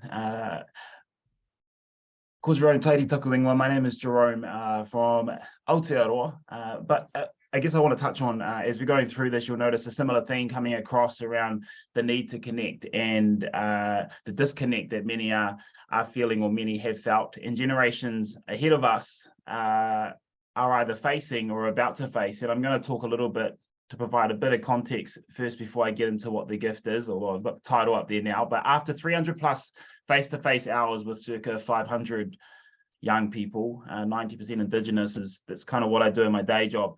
I've noticed kind of three distinct groups appear, and I've labeled them reactive, neutral, and proactive. And they kind of are quite telling in terms of their behaviors, what they're motivated by, what they're kind of driven to do and driven to achieve. And this will explain the reason why I think this water good is a gift that I'd like to carry, or a symbolic gift that I think is important to pass through to the next generation. If we can go to the next slide, Karen. There are these three distinct groups. We've got, if you think about a distribution curve, we've got group one down one end, where they tend to be motivated by unmet deficiency needs. So our basic physiological safety, belonging, all of those type of things. And then you've they tend to hold a deterministic view, and this has been exacerbated and kind of further detrimental to their health over the past couple of years with COVID and lockdowns and the feeling of hopelessness and lack of control. And then down the other end, group 3, you've got a proactive bunch who have kind of responded in a completely different way and taken this as an opportunity to grow and build and see this as an opportunity to do something more. The bit that I have growing concern for is this large majority in the middle who I label as being neutral, and they lack drive and motivation. They don't necessarily have a spotlight on them because they're not either performing down one end, completing ram raids and going out there and committing crime, nor are they high performing and excelling at various levels. They are in the middle, and no one is really looking at them. They tend to be the populations that I'm dealing with, they tend to be urban, and so they are disconnected from their Indigenous culture, their identity. They tend to not realize who they are or feel that they are not Māori enough or not Indigenous enough, and so therefore they don't sit proudly in who they are and what their identity is. They often are in a hard to reach community, whether they like to be that or they're intentionally that or not. They are hard to reach because we can't identify them, and government, policy, organizations are not focused on them because, as I said before, they're not committing crime down one end or high performing down the other end. They're sitting in the middle, disconnected, not belonging, and feeling as though kind of a deterministic view, they can't do anything. Whatever they do, it doesn't matter. Their future has already been determined for them, is how they feel. So when we look at the water good, if we go to the next slide, and I think of that as being a gift that I would like to bring into this next generation, to bring into our waka and take it forward into the future. This is symbolic. So it's hollowed out, matured fruit provided empty vessels of water for Māori back in former years. And this was used to take water. And when we see fresh water, many Indigenous populations, particularly with I'm talking about our Māori culture at the moment, but as a taonga that connects all life, regardless of culture, regardless of what generation you come from, and regardless of location, wherever you are. So whether you're urban or you're living rurally or you're living on the marae, fresh water connects across all facets. Soft and calming it is, but it's also powerful enough to carve through rock. And I think it's this stuff that we need to realize the power of. What are our options with this gift, with this symbolic gift? We can either do nothing with it. Life will perish, things will perish, it will evaporate. We can't pass this through to the next generation if we choose to do nothing. We can either keep it to ourselves and keep the value and the power and the impact that water has, and therefore we survive, we thrive, but perhaps everyone else around us doesn't, and every other thing doesn't. The real challenge for us is to share it. How do we create opportunity and create space for us to connect, for the power that this water good brings, for us to connect our elders with our rangatai, to share knowledge. Why are they not sharing knowledge? Because they're feeling disconnected. They feel like they don't belong. They don't feel Māori enough, Indigenous enough. So we need to be able to share it, which brings me to my next part here is how do we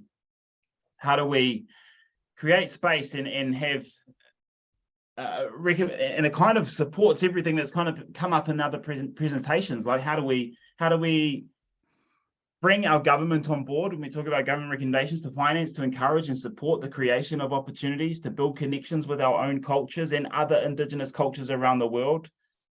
Similar concepts to what's already previously been discussed. But how do we ensure that knowledge and resources are shared in our own cultures, but across other Indigenous populations, and through the water good is one symbolic gift that I think is a really important one to chuck in our waka and take to new lands and our own lands. I'll hand it over to Lanita. Thank you. Kia ora no tātou. With our bundles, our fire, our resources, our water and our goods, I'm going to wrap us up with another taonga from Aotearoa. And we'll start with a clip. Just 1 second. It appears that the video didn't work here, but I'm going to go get it in another place. Thanks, Karen. While she's finding the clip, it's been a really amazing time with everyone, and to hear the dreams, to hear the options, to connect to leaders, to talk about self-determination in Aotearoa here, we call it mana motuhake. It's a really good time to be coming together and deciding what we actively want to do moving forward. This clip coming up actually comes from a project that we did a few years ago that took traditional knowledge into the new space of digital online, and we created an interactive documentary. And there were very particular conversations around what's traditional knowledge that should be shared when it comes to the rest of the world, because of all the issues of land and knowledge and special gifts being stolen from us. And I think that's a massive consideration for us all moving forward as well. The content of this clip comes from that exercise that really, I think as Indigenous innovators, you consider the intergenerational impact and make really important decisions about how we decide what to share and what not to share. So this clip is a little backgrounder that comes from that, and also introduces you to the taonga of poi.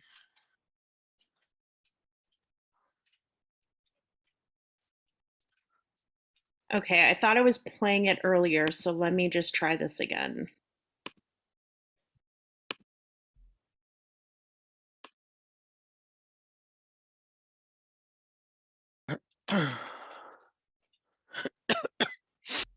Mau tēnei poi, he mea hono kia au, ake.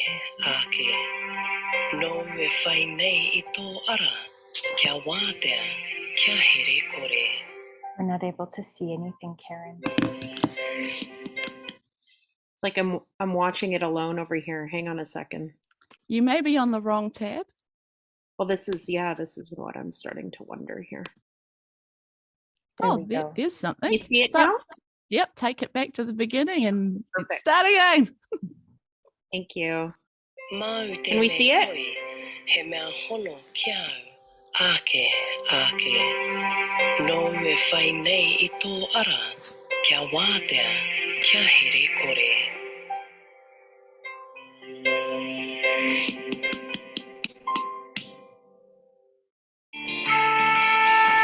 The beat of the poi is known as the heartbeat of Papatūānuku. Nā tāne Mahuta, ka puta, ko harakeke.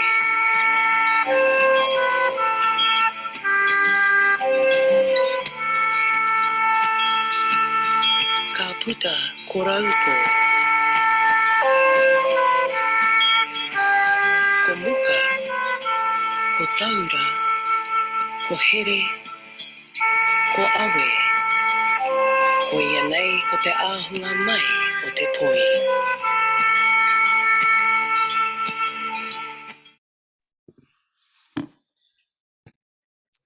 Ka pai. So poi a te kākano kia puawai ki te ao. Nurture the seed and it will blossom to the world. Like the flax seed to the earth, harvested by the people, creating poi, centering ourselves and showcasing spectacular synergy. Pending protocol, it can be used as a conduit for many aspects of life. The transformational magic from this gift, from nature, combined with innovation of people, can dazzle the world. Recently in Aotearoa, we kicked off the Women's Rugby World Cup through wā poi. Modern poi given free to the crowd to swing and support, and there is a spark. But much knowledge has been lost and intergenerational connections have been cut. Isolation has caused stagnation. So like a poi, our people potential can flourish to enrich oneself or strengthen a whole community, or it can lie flat and lifeless. Next slide. But how does this gift apply? By understanding that we are the seeds, by leaders investing, connecting the right knowledge, connecting the right people and relationships to nurture and grow, by communities building spaces and places to harvest the gifts that create new innovation while looking after the core foundation. The trust economy is equally relevant, if not more important, than the fiscal economy right now. And awesomely, our previous cohorts who have shared their ideas in INDIGI-X have worked out some great options about how to practically do this. Next slide. Seen in the video at the start, we are descendants of Papatuanuku, Earth Mother, connected to the harakeke or flax plant, and together we innovate magic into the space around us, even reaching to the Heavenly Sky Father of Ranginui. So with bundles, fire, resources, water and gourds, the answers are in the ancestry and all around us. The question of potential is in each of us to contribute something to move us forward together. And I can see the INDIGI-X and Next being full of gifts and potential innovation. I rungi te rangi Māori e ki ngā tāngata katoa, hei tō tautoko I te kaupapa nei. Ko lani te rerenoi e mihi mai hoana Māori ora. And that's it from me. Hi, group 3. Thank you so much.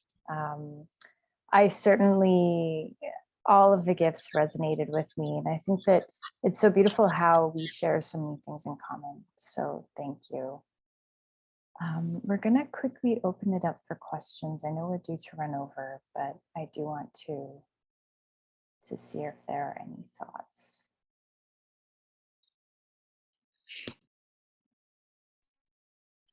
I'll quickly jump in.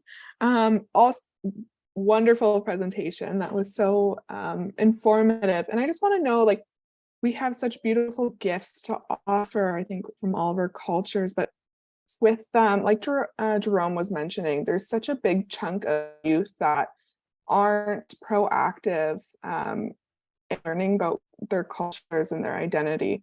What would be your biggest suggestion for us leaders reaching out to the youth and being able to share our gifts? I'll jump in there.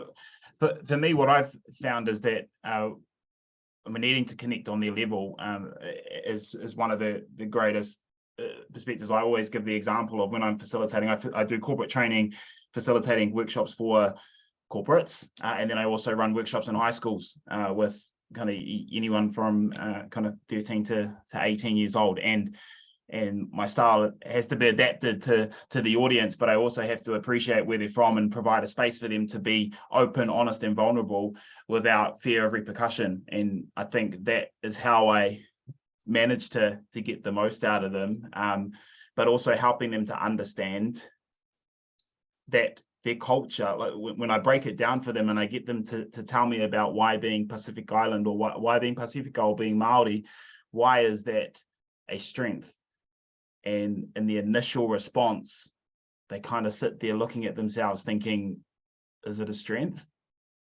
In the earlier stages, until you start to sit there and you go, well, what is it about us that makes, what is it about you that makes you unique? And it's not until they start chatting through that and they think about the manaakitanga and they think about how they can connect and build rapport and how they care about whakapapa and where you're from and all of those different things that we as First Peoples, Indigenous peoples care about, then they start to realize that they are unique. And it's not until they kind of get a glimpse of that, a glimpse of, hold on a second, there is something special about me, that they start to open up and connect a bit more. But it is a challenge because when they're urban and you're living in the middle of Auckland City and your marae or your whenua is somewhere else, and perhaps your own parents are not necessarily connected to their marae, and you don't go back there and there's a tangi unless someone's passed away, it makes it a real challenge. So, but I do think it starts with that relationship with them. I don't know if that kind of answers it. Anita might have something further. Yeah, I can add on to that. I think you have to see things. If our young people do not see themselves in places, if they do not see potential and things that are happening, they've got nothing to trigger the inspiration. So when I bring the poi in New Zealand, there's a lot of poi through national history and song and in culture and in tourism. But as we've come through with the revitalization of language and culture, there's been more development and knowledge brought back around the breadth of that tool. And so the interesting thing about poi, it's a taonga, so there are definitely some specific specialties around it and ways that it should be used.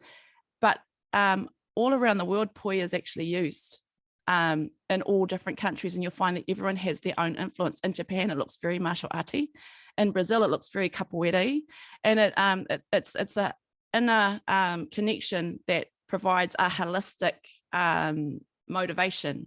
But every country has their own thing. But Aotearoa is the only story that I know that connects it right back to our connections to Earth and our connections to the Sky Father and Earth Mother. So all the rest of the poi around the world even acknowledge us as that. And the reason why we came through with creating poi 360 is what we called it, was because everyone said the poi is from New Zealand, but no one really knew why.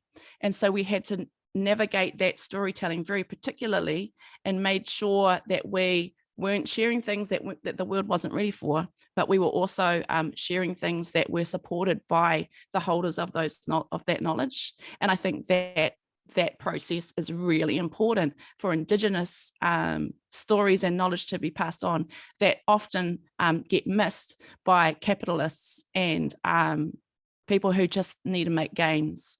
And so coming back to our young people, if they see things done the right way and they get access to practically try things, try the poi and engage, that sits better with them, much better than being told what to do. There's a relational connection to your tools as well. And I find Indigenous people work so much better together, connected. And I think we have the ingrained sense of being here longer than a lot of other people. So all our ancestors come at us and we can see fake. And we go, oh, not connecting, not doing very well, don't like it. But when we see something deeper, I think that's a magnetism that helps us create our magic and maintain it.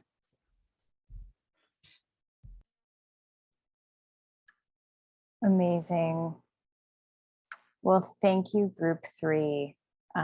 So much to think about. And I was really touched by the sharing of personal stories. So hi. We're going to move on to our last group, 4 oceans, 3 lands. So that is Corey, Renata, Jacob, Liarna, Angel, and Charisma. Over to you. Hey, everybody. Just let me get set up here.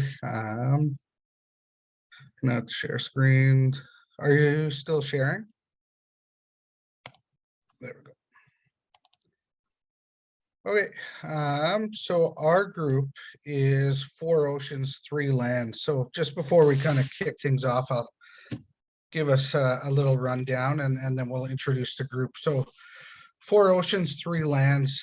As we were kind of first collaborating in the first few sessions, this name came right away to us because, again, we come from 3 lands and we're separated by 4 oceans. So it was really fitting. And as we get into the presentation, you'll see where the 4 and 3 comes into play with what we're presenting. I just want to give my brother a quick thank you for giving us this design and give us an identity to the group. Again, our identity is very important as Indigenous people. So I guess our group, we're presenting on one of the outcomes, and that's the development and stability of Indigenous economics. Through our knowledge, experience, and collaboration, again, that was one of the outcomes. How can we collaborate? And the outcome is to implement change and growth within all 3 lands. So united by our ancestors, again, our tagline there, we'll present the group various impact opportunities for future, I guess for the future for Indigenous peoples across Canada, New Zealand, Australia for the 7 generations. Again, when you add 4 and 3, you get 7. So very important number as we kind of go through. I want to thank everybody for presenting. We are the last group. This is such a great platform to amplify our Indigenous voice, and is a great starting point for impactful and collaborative, I guess, outcomes. And again, it's all through an Indigenous lens and through an Indigenous voice, which is very important, and we need to keep looking at it through that way and speaking at it through that way to be successful as we kind of continue on our journeys. But yeah, so I will introduce the group. We have Angel Ward, who is with us right now. We have Leah Arna, Jacob Birch, Renata, she is traveling right now, as well as Liarna, myself, and Charisma.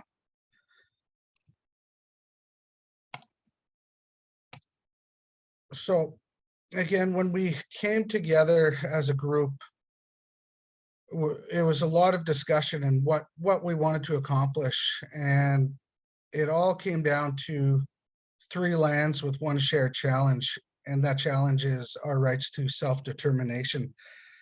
And what do we need to do to get there, and how do we work with that to help build economic growth and stability, and at the same time uphold the rights that we're given as Indigenous peoples.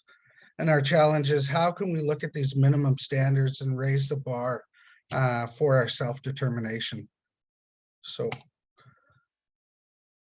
this is how we're going to do it. And I think it's really fitting on what everybody's presenting and how we're going to get a conference. What is the material going to be? And I think this is a great starting point. Again, all 4 presentations are great starting points to a lot of collaboration, a lot of discussion between all 3 nations and how they'll improve. But to really build a strong Indigenous economic, strong Indigenous economic groups within all 3 lands, you really need to have pillars to support the foundation, which we've come up with 7 pillars, and really feel that these 7 pillars will be the foundation of our self-determination to be successful in economic development. But you also need to have the influence of your young people. You need to have the health of your communities and your individuals.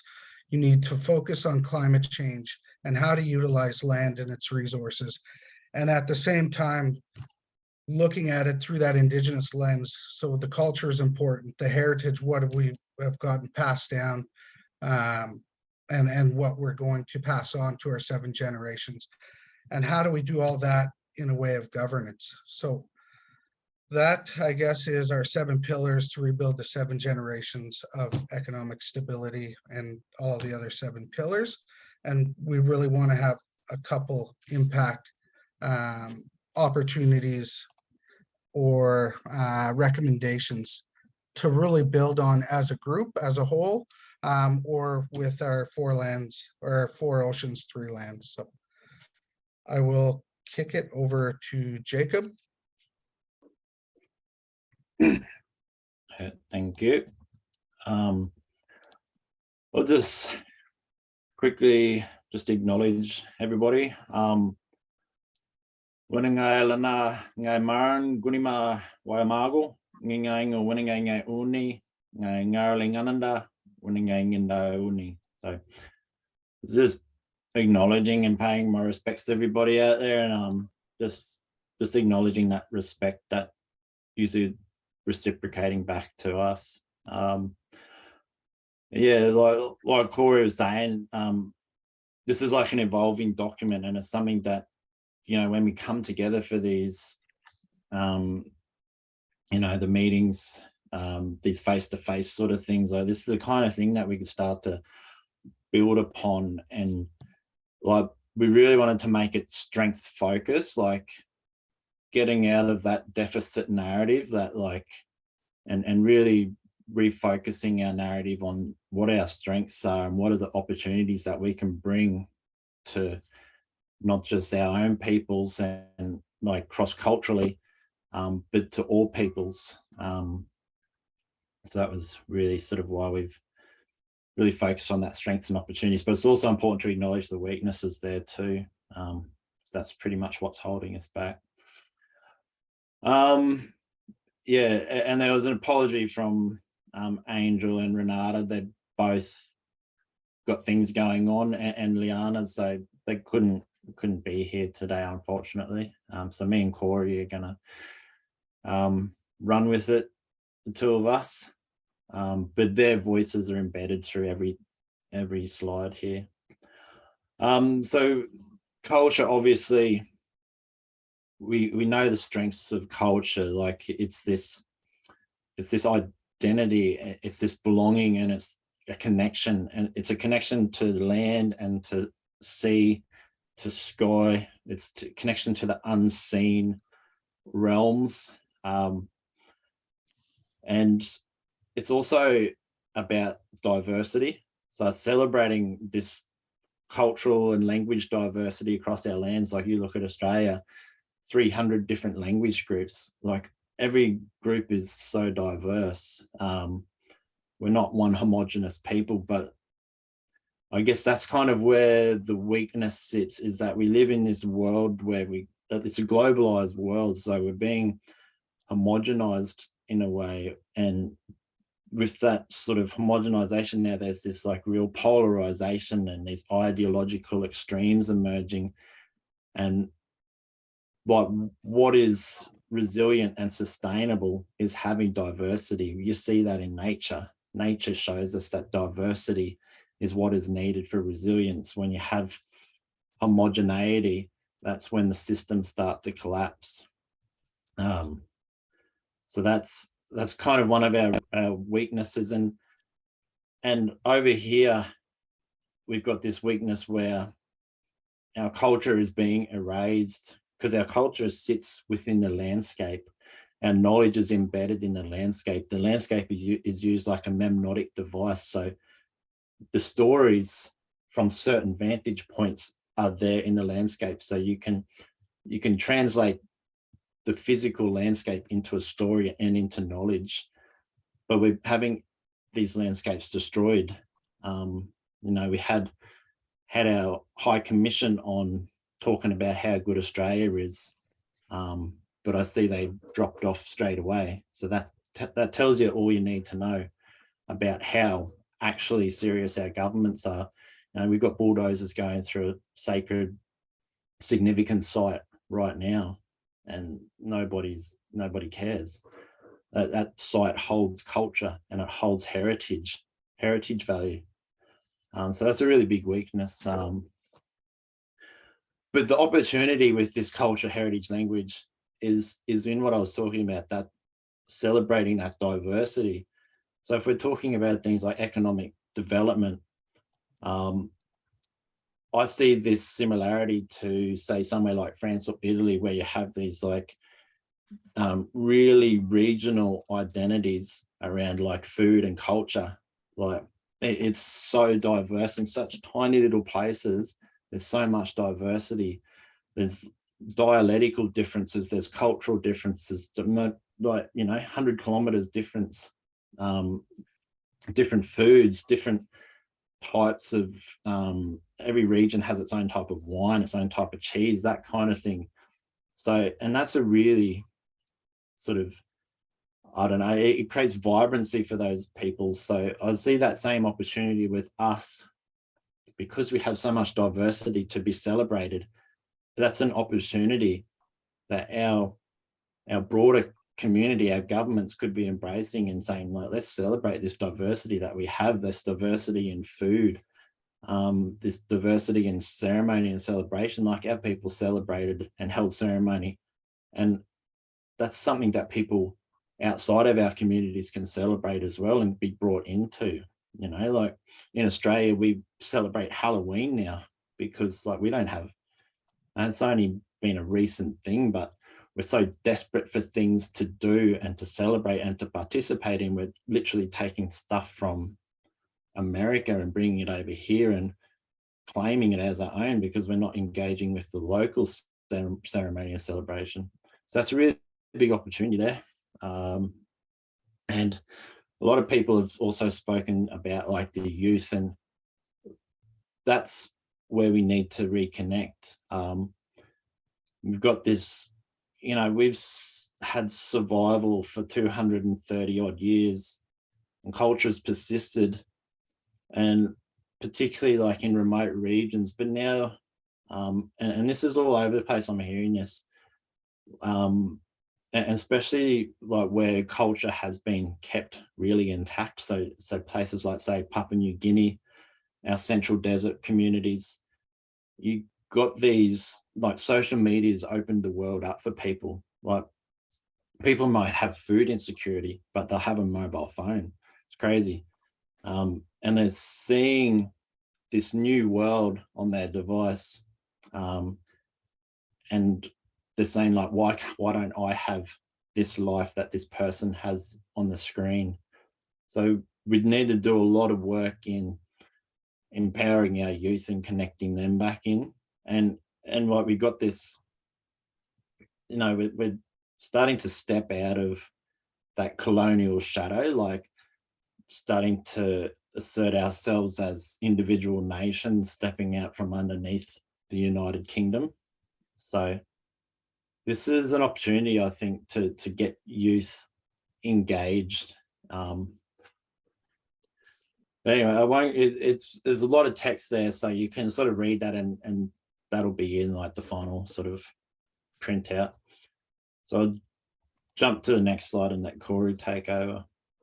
Okay, thanks a lot, Jacob. So again, we don't want to look at and take the time here to focus on the weaknesses and what has been put in place to put us in some of the situations or areas that we are in health or culture or language, but really look at the opportunities. And again, with the strengths, we've always had traditional models of healthcare within all three lands. We were and are healthy, and this came up with another group is thriving and striving. Again, that came up in our last conversation, and we were and we will continue to thrive and strive in health. And how is that done? So I think I'll just read a quick quote from Chris Briscoe, who's the CEO of the National Association of Aboriginal and Torres Strait Islander Health Workers and Practitioners. So Indigenous peoples have the right to long, healthy lives that are centered in culture. They have the right to access health services that are prevention focused, culturally safe, and free of racism. Better health outcomes are achieved when our mob has access to culturally safe healthcare. And that's something that you see in all three lands from my experience here and with our discussions, is we need to really have community-led, community-based services, not again, not having services in rural areas and in our homelands or our home communities. We need to have access or clear pathways to services that are not accessible in our communities, but bring back the ones that we can really take on that community lead, such as family preservation, such as your addictions treatment, mental health, stuff that is led by our communities and our elders. And then as you're looking in your urban settings, there needs to be culturally safe workforce and practitioners, and they need to have that understanding.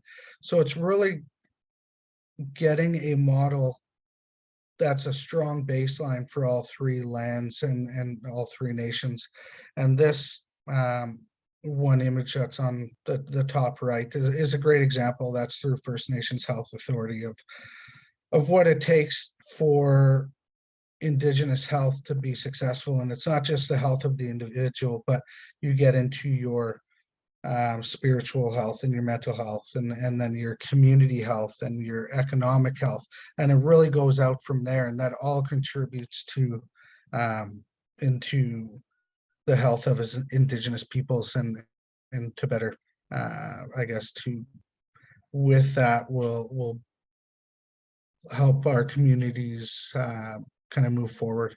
So I think really establishing a good baseline for all three nations and a culturally safe and community-led are kind of the commonality between all the bullet points here. Corey, I'm going to jump in really quickly and jump in. Oh, there, yeah, perfect.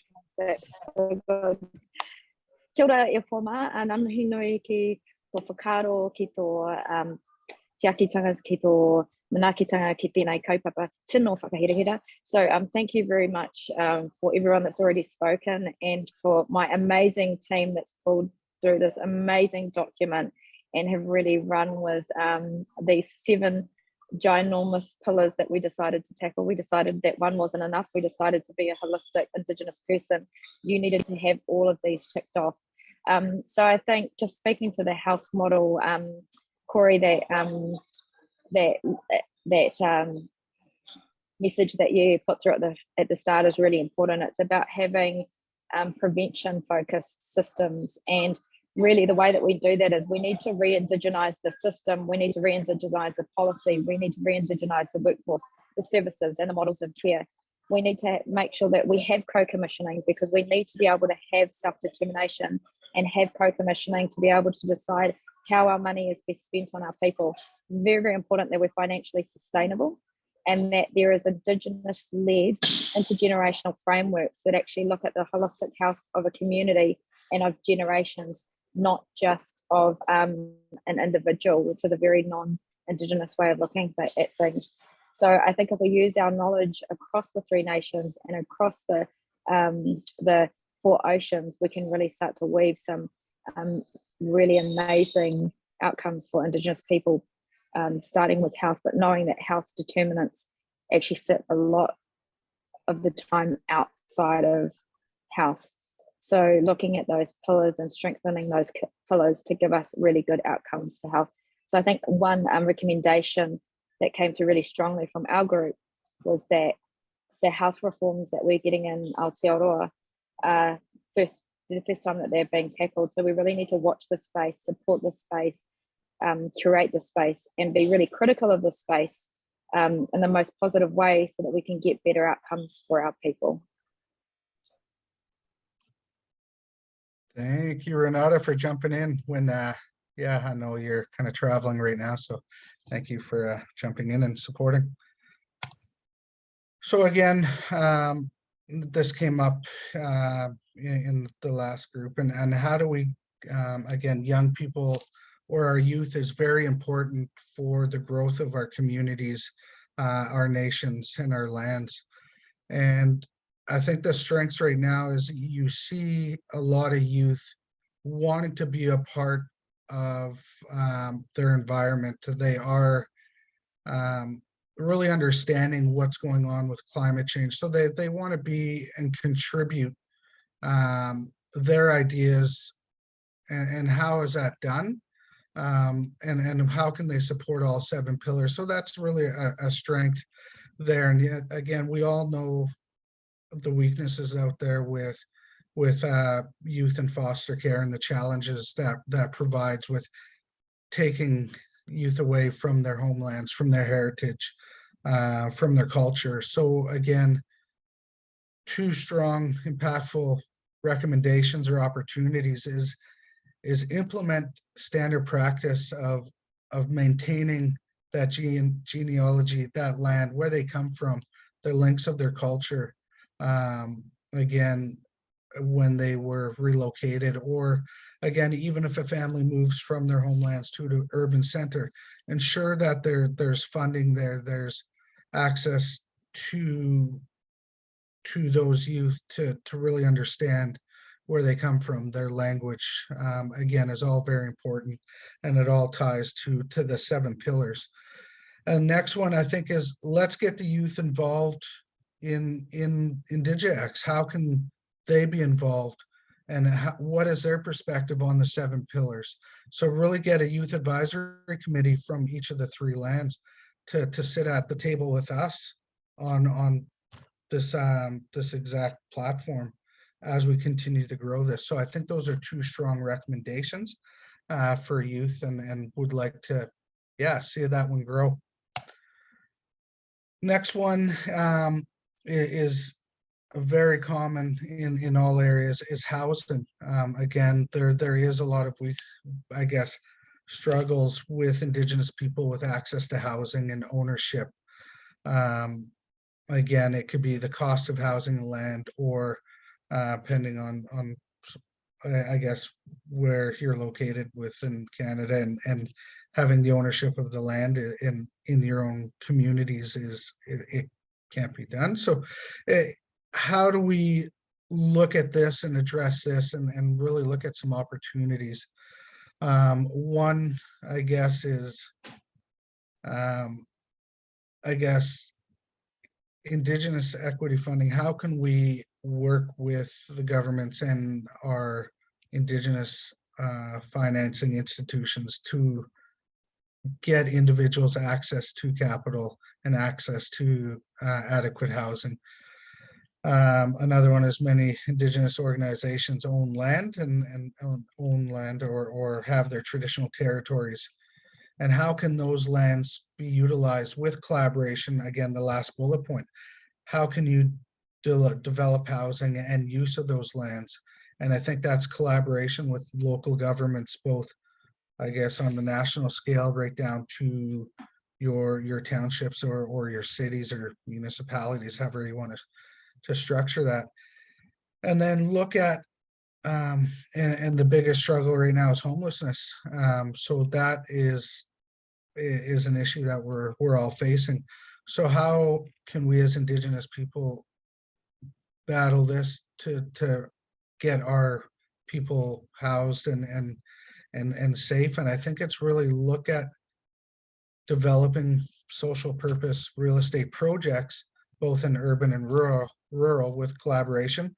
And again, by doing this, you're delivering your social housing, your healthcare, your education, and you're providing economic development with I guess the construction and the operation and employment, providing jobs. Again, economic development isn't always about funding and capital. It's more than that, which is providing jobs, career advancement. And again, we'll get that or get a little bit more deeper on that on the next screen. So I think that the housing issue there's a few things that we can really work on with all 3 lands or all 3 nations to see where we can learn from one another. And I think really looking at that social purpose real estate projects and how can we do that, and look at for individuals that want to have capital for housing. I think there's a lot more that we can grow on this and the opportunities. Next is capital access, or access to capital, and economic development. Again, what we see in I guess where in Canada is the involvement of Indigenous communities or regions and major projects and the approval and the environmental process. They're involved right from the start. So I think that that's a strength there, and all 3 lands can work together again on platforms such as this. How do we take the strengths of one to bring it to the other land? This was brought up earlier. Indigenous people have the entrepreneurial spirit. So we really need to look at entrepreneurs and how we can better support them, because as myself, as an entrepreneur, I guess the impact of what I do, and again, the impact of what I do has a higher social and economic return per dollar as to non-Indigenous businesses and communities. So I think that's really important, is really how can we support, I guess, economic growth and entrepreneurship. So a few opportunities is de-risking access to capital. with dedicated support programs and really focusing on Indigenous entrepreneurs early on in major projects or in projects within cities, really build the groundwork before things get going. So it really get those funds to the right areas. Invest in Indigenous training and education.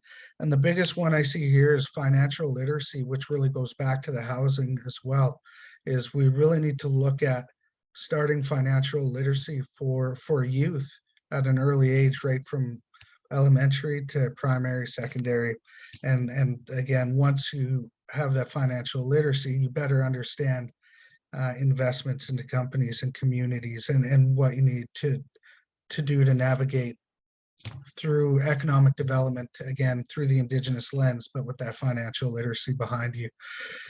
And the last one I think is really important is we really need to, with all three lands, create a community social well-being index. How is economic development improving our communities in education, in jobs, in employment, entrepreneurship, social impact?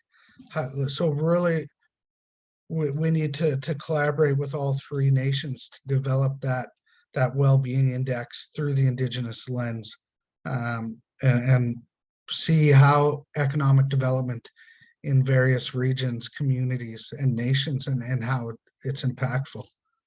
So those are kind of the three recommendations we came up on capital and economic development. Jacob. Thanks, Corey. So the sixth pillar, I suppose, is the climate change, land and resources pillar.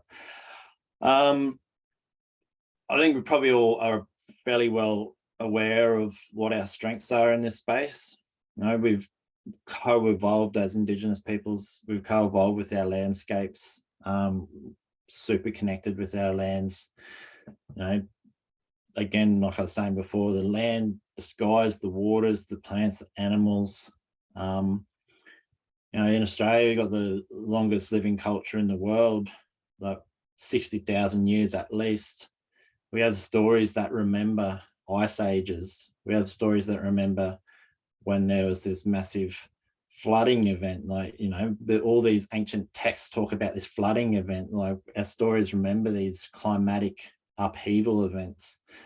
And there's stories of like how to actually prevent those events happening again. But we know how to manage the landscapes. We know how to utilize the landscape and almost like bring it into abundance through our land management practices. We bring everything into abundance. Every landscape is utilized. So we have this deep understanding and knowledge of the land and the resources. And we have this intergenerational perspective on how we manage land and how we make decisions about resource use and land use. So it's like that 7 generations sort of principle. You know, you connected 7 generations into the past, you connected 7 generations into the future as well. So we think in terms of like, how can we be good descendants of our ancestors? But we also think like, how can we be good ancestors to our descendants 7 generations into the future? And we got these youth, and I guess one strength of like this globalized world and, you know, having the world at our fingertips is that our youth are really engaged. They know what's going on in the world. But again, you know, we do have these weaknesses there. We don't really have equitable access to our lands. We don't have access to our resources. So it's the same thing that's been happening here and probably in your countries as well for the last 230 years, is the land is just seen as a resource to be exploited for the benefit of whoever can afford to exploit it. It's not seen, it's not treated with respect, it's not seen as a living entity. It's just extract. It's all about the economic growth of the country. So our values do not sit well with that kind of model. So that's a really big weakness, because that's the world we operate in, is a neoliberal globalized society where it is all about economic growth, just perpetual growth, which we all know is impossible, but that's the world we live in. So we're fighting against that all the time. But the opportunity there is, with our knowledges, we can unlock sustainable resource use. We can get ethical resource use, things that are going to be long-term viable. And that's probably something we need to be pushing out there more, is like, let's stop thinking so short-sightedly. Let's start thinking long-term, intergenerationally. You know, the dominant culture, I always reference David Attenborough. Dominant culture really respects David Attenborough. I respect David Attenborough. Everybody does. He's like a treasure of the planet, like a global treasure. And at the last COP event, COP26, they asked David Attenborough, what's your vision for the future? And he said, I'd like to see a future where short-term economic gains aren't given priority over long-term sustainable sort of environmental and resource use and that kind of thing. And that's exactly what our people do. So we need to be getting our values out there a bit more. But because this is such a pertinent topic, we've actually got some like recommendations. So, and this could be something at like our INDIGI-X events, is like getting a collaborative working group together to start talking about how we can prepare and adapt to climate change, how we can start getting our knowledges and our perspectives out there in relation to climate change policy, how we can help improve the resilience of our peoples, because, not to be negative, but a lot of people are now saying it's inevitable rather than mitigating climate change. It's about how do we adapt to a planet where climate change is a reality. So sharing those stories of resilience and adaptation and how we can persist through these upheaval events. Then there's things like, another recommendation is guaranteed loans for renewable or sustainable resource projects. So it could be sustainable harvest of timber, or it could be solar panels for communities. We need support and help navigating those regulatory kind of government policies and all that kind of stuff. And again, it's engaging the youth with these, like how can we bring the youth in to help co-design these solutions that we're talking about, because it's about like empowering them, because you know, so many of our youth are struggling with mental health now and don't see this bright future for themselves. Jump to the next one. Okay, sounds good. I'm not sure if Renata is on, but yeah, this one, again, thank you, Jacob, for taking the time to really kia ora. emphasize Good on a lot of that. Okay, yeah, we can hear you. Awesome. So the last slide that we've got here is governance. So obviously we've got a few different pillars there, and one of the biggest ones that underlies and informs and guides a lot of these pillars is actually governance, and it's the space that we probably traditionally do not sit most comfortable in, but it's ironically the place that we can have the most impact. So the strengths that we have in governance is that they're already really well established systems of governance in all three lands, and Indigenous governance by virtue, it has a lot of different properties, and we look at things, we create a lens that looks at things in a very different way.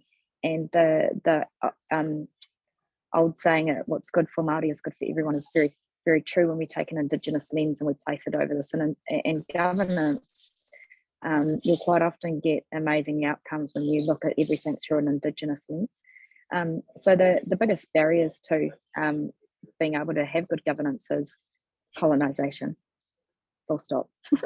There is not much more that stops us than the system that we don't really buy into, that it's a very non-Indigenous system. It's top down, it's not bottom up, it's not informed from the people, it's informed from the top down. So it's really about taking those models, again, re-indigenizing them, decolonizing those structures, having people and voices in the right place, looking at the opportunities that we can provide by having our tribes, our iwis, our nations, taking a step forward in the self-governance, creating pathways for youth.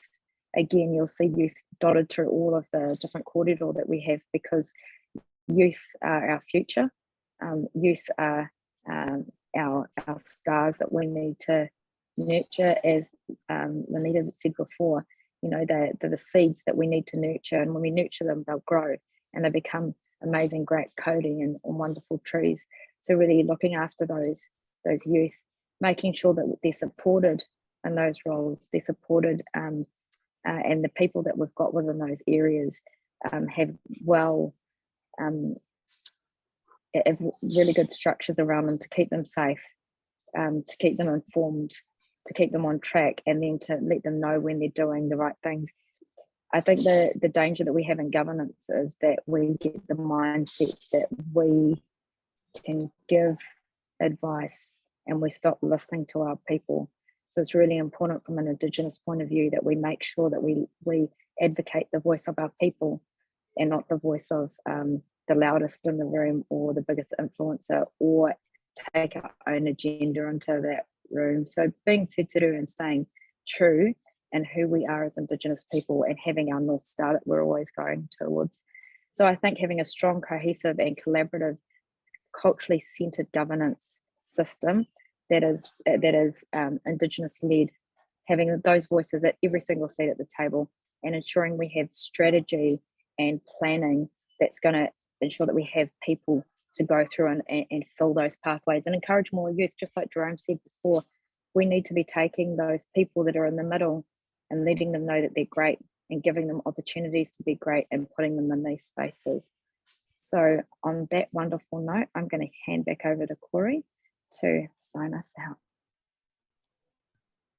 Thank you, Renata. But yeah, again, those are our 7 pillars to help rebuild our 7th generation and really give us a foundation to self-determination. Again, you can't have one without the other, and they all need to be equally important as we look at future events with each other as this group and INDIGI-X and its next phases. Really look at how can we take these 7 pillars to help rebuild all 3 lands to support, again, the nations, the oceans, the lands, and everything that is with it. So that is 4 oceans, 3 lands, and thank you for the time. Amazing. Thank you, group, for very comprehensive and just so important that we're having these conversations. So I'm very mindful of the time. If there are no burning questions, I might just have a few announcements and then we'll close the circle. Awesome. Okay, well, thank you, everybody. Thank you to our elders, to those who have presented before and who have attended, and certainly to everybody here who has put in a tremendous amount of hard work. I can't even begin to estimate how many hours of meetings and connections and phone calls and PowerPoints. And so we are so truly grateful for your contributions. So the next step with this cohort is there will be a final reports that will come out in the next couple of weeks or let's say months, because it takes time to design. We do have an announcement that is just so linked to every single presentation that we heard today. And this is just around Indigenous superpowers. So before the end of the year, we're going to be hosting a series of workshops, which we will record because everybody is super busy. And our first one is going to be around recognizing what Indigenous superpowers are, how to use it, who to show it to, and how to protect it. So to share some thoughts around their own journeys to discovering their own superpowers. We have an influencer from Turtle Island. Their name is Joey Rue. They are a model, an artist, a makeup artist. They're incredible. You will love them. So please, join us to meet Joey. And then we also have Jerome, who you met today, who has done a lot of work on his own personal journey and works with youth to help them recognize the power of their indigeneity. And we'll also have a very special guest. His name is Walter. He is Celicia's nephew, and he is just an incredible young man with an old soul. So please join us. It'll be happening next week. And we just haven't asked for everybody that has stayed on the call. So we really need some help kind of getting this out to the rest of the world. So we will be dropping a social media post the next day or so. So if you keep your eyes out on LinkedIn, if you wouldn't mind reposting that would be awesome. And please register. So with that, I just want to say thank you to Ken for doing the beautiful piece of artwork for our welcome handbook. It's incredible the amount of artists that we have in this group, and we know that how much time it takes to be putting into those pieces of work. So thank you, Ken, and thank you, Tammy, for sharing your piece of artwork with us. And yeah, I'd just like to hand it over to Knowledge Keeper Bob to help us close in a good way. Is Bob still with us, or has he dropped off? Oh, he may have dropped off.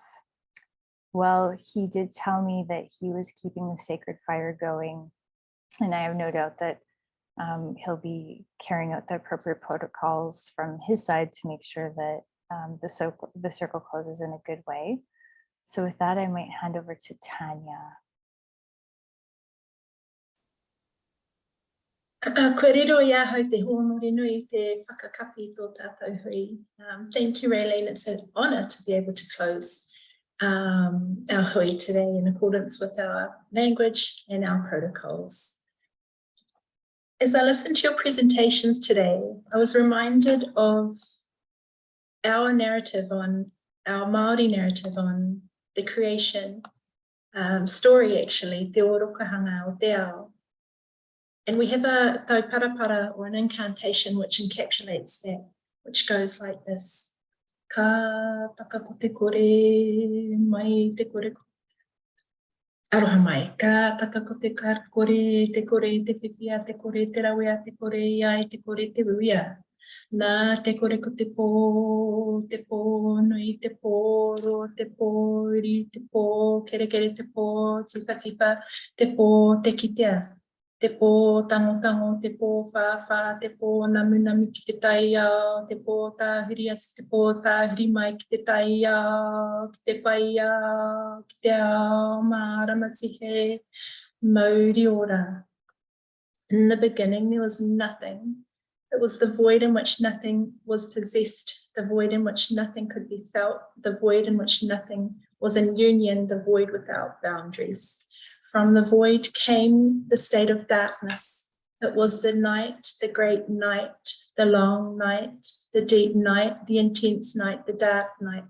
It was the night where nothing could be seen, the intensely dark night, the night of feeling, the night of seeking the passage to the world, the night of restless turning, the night of turning towards the revealed world, to the glimmer of dawn, to the bright light of day, to the world of light or enlightenment.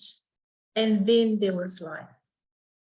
So within those three states, the narrative of creation, the nothingness, from the nothingness, then the darkness, and then from the darkness into the into the world of light, I am reminded of many messages which came from your presentations today. And the first is very much in line with Jacob's express message and the implied message which was shared by all of you, that perpetual growth or development for us as Indigenous peoples was never our objective, but our objective was enlightened development.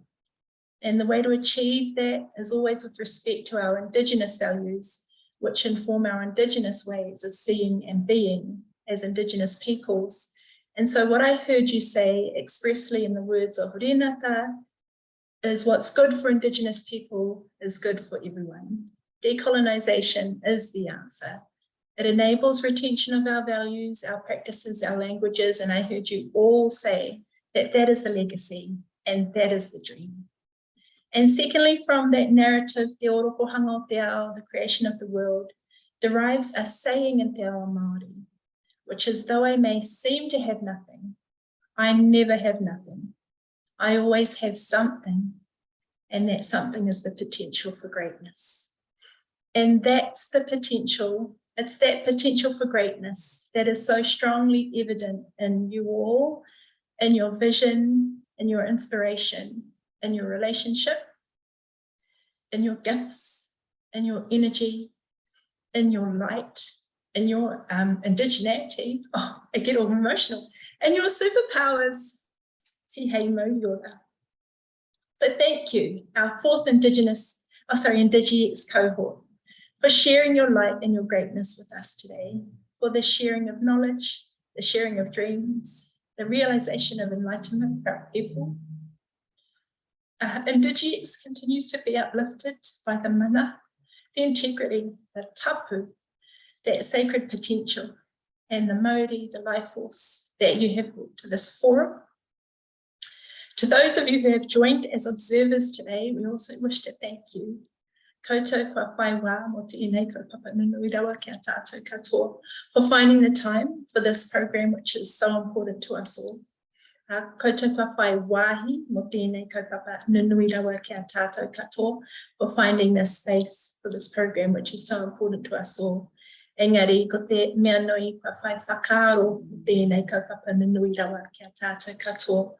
But most importantly, hopefully, for finding the time in the space here in your minds and here in your hearts for this program, which is so important to us all in all of its teachings. Kei te mihi, we thank you. O tira kia koutou wha whakahaere he te kaupapa mo tātou.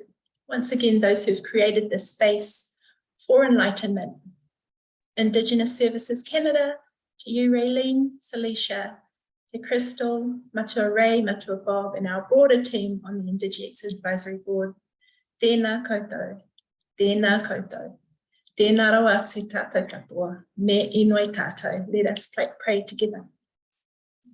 Kia tau nā manaakitanga, ki runga ki tēnā o tātou. May the state of protection settle over us all.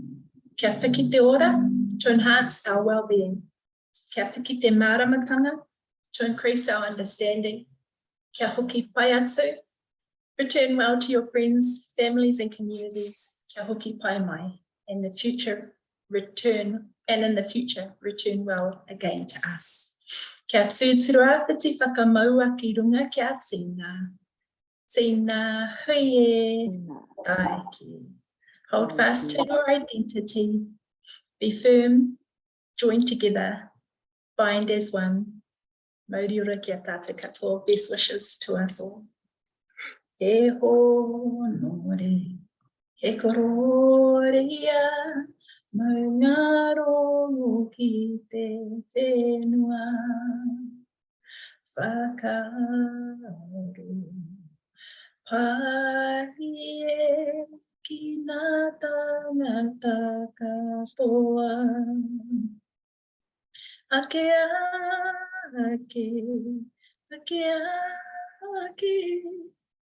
amen. Te atua, te perina, toku oranga ake avine. Honor, glory, peace to all throughout the land, goodwill to all mankind, forever and ever, amen. In the name of all of our gods, the binders and creators of all things, forever and ever, amen. Thank you, Raylene. Thank you, Tanya. I see that Bob has rejoined us. Bob, do you have a few words to help us close in a good way? You bet. The tatamihin a kaki o Miss Toga Mausak. Ayakayas. A while back, I want to thank each and every one of you. A while back, long ago, it seems now, we came together to start a journey. And what's exciting is you've let me open and maintain ceremony and protocol in our ways of this land of Kanata Aski, our clean land. And for all people that are joined in one mind and one heart. And so tonight is the night that we joined these together and came together and we started a journey. We started walking this journey in a good way. We came together and now we come together even more closely as real family. There was tremendous great thinking among the people here today to share what's possible. Wapamun, to look ahead and see what the best for the young people in our communities can be. So, we walk this good road together. And tonight I feel truly in my heart that we came together, we talked, and we sang one song in one voice, and that's the betterment of the communities. So it's with great pleasure I complete this circle. Wasagame. We started this circle long ago, and it's now come together to fruition. And we know what entrepreneurship means. We know what it means to our community, and it starts with each and every one of us doing our very best. So it's the deepest thanks I give you, and I'd like to give a sending away prayer, if you would mind, if you're with me. Ano tawinan, aink samanto, mina samanto gosan, nananas kumtana notes, nananas kumtana tipska, kakyo, mustogimausak, mina kepik squat, mina miosana meskano. So we walk all this good road. Our Creator, we give you thanks. We give you thanks for letting us come together in safety and harmony, and our communities and our young people. And together we walk this road for the betterment. We look ahead to the future, and we seek the Tipskalpisim, the night sun, to honor us now as we walk on, and seeing the day sun to guide us our ways. Each and every one of us have given a part of us, ourselves, to the whole of the community. And may we all walk the good road. And tonight, ladies and gentlemen, we sang the song together. So thank you so very much for letting me be a part of it. Exanma. Bob. And that's a wrap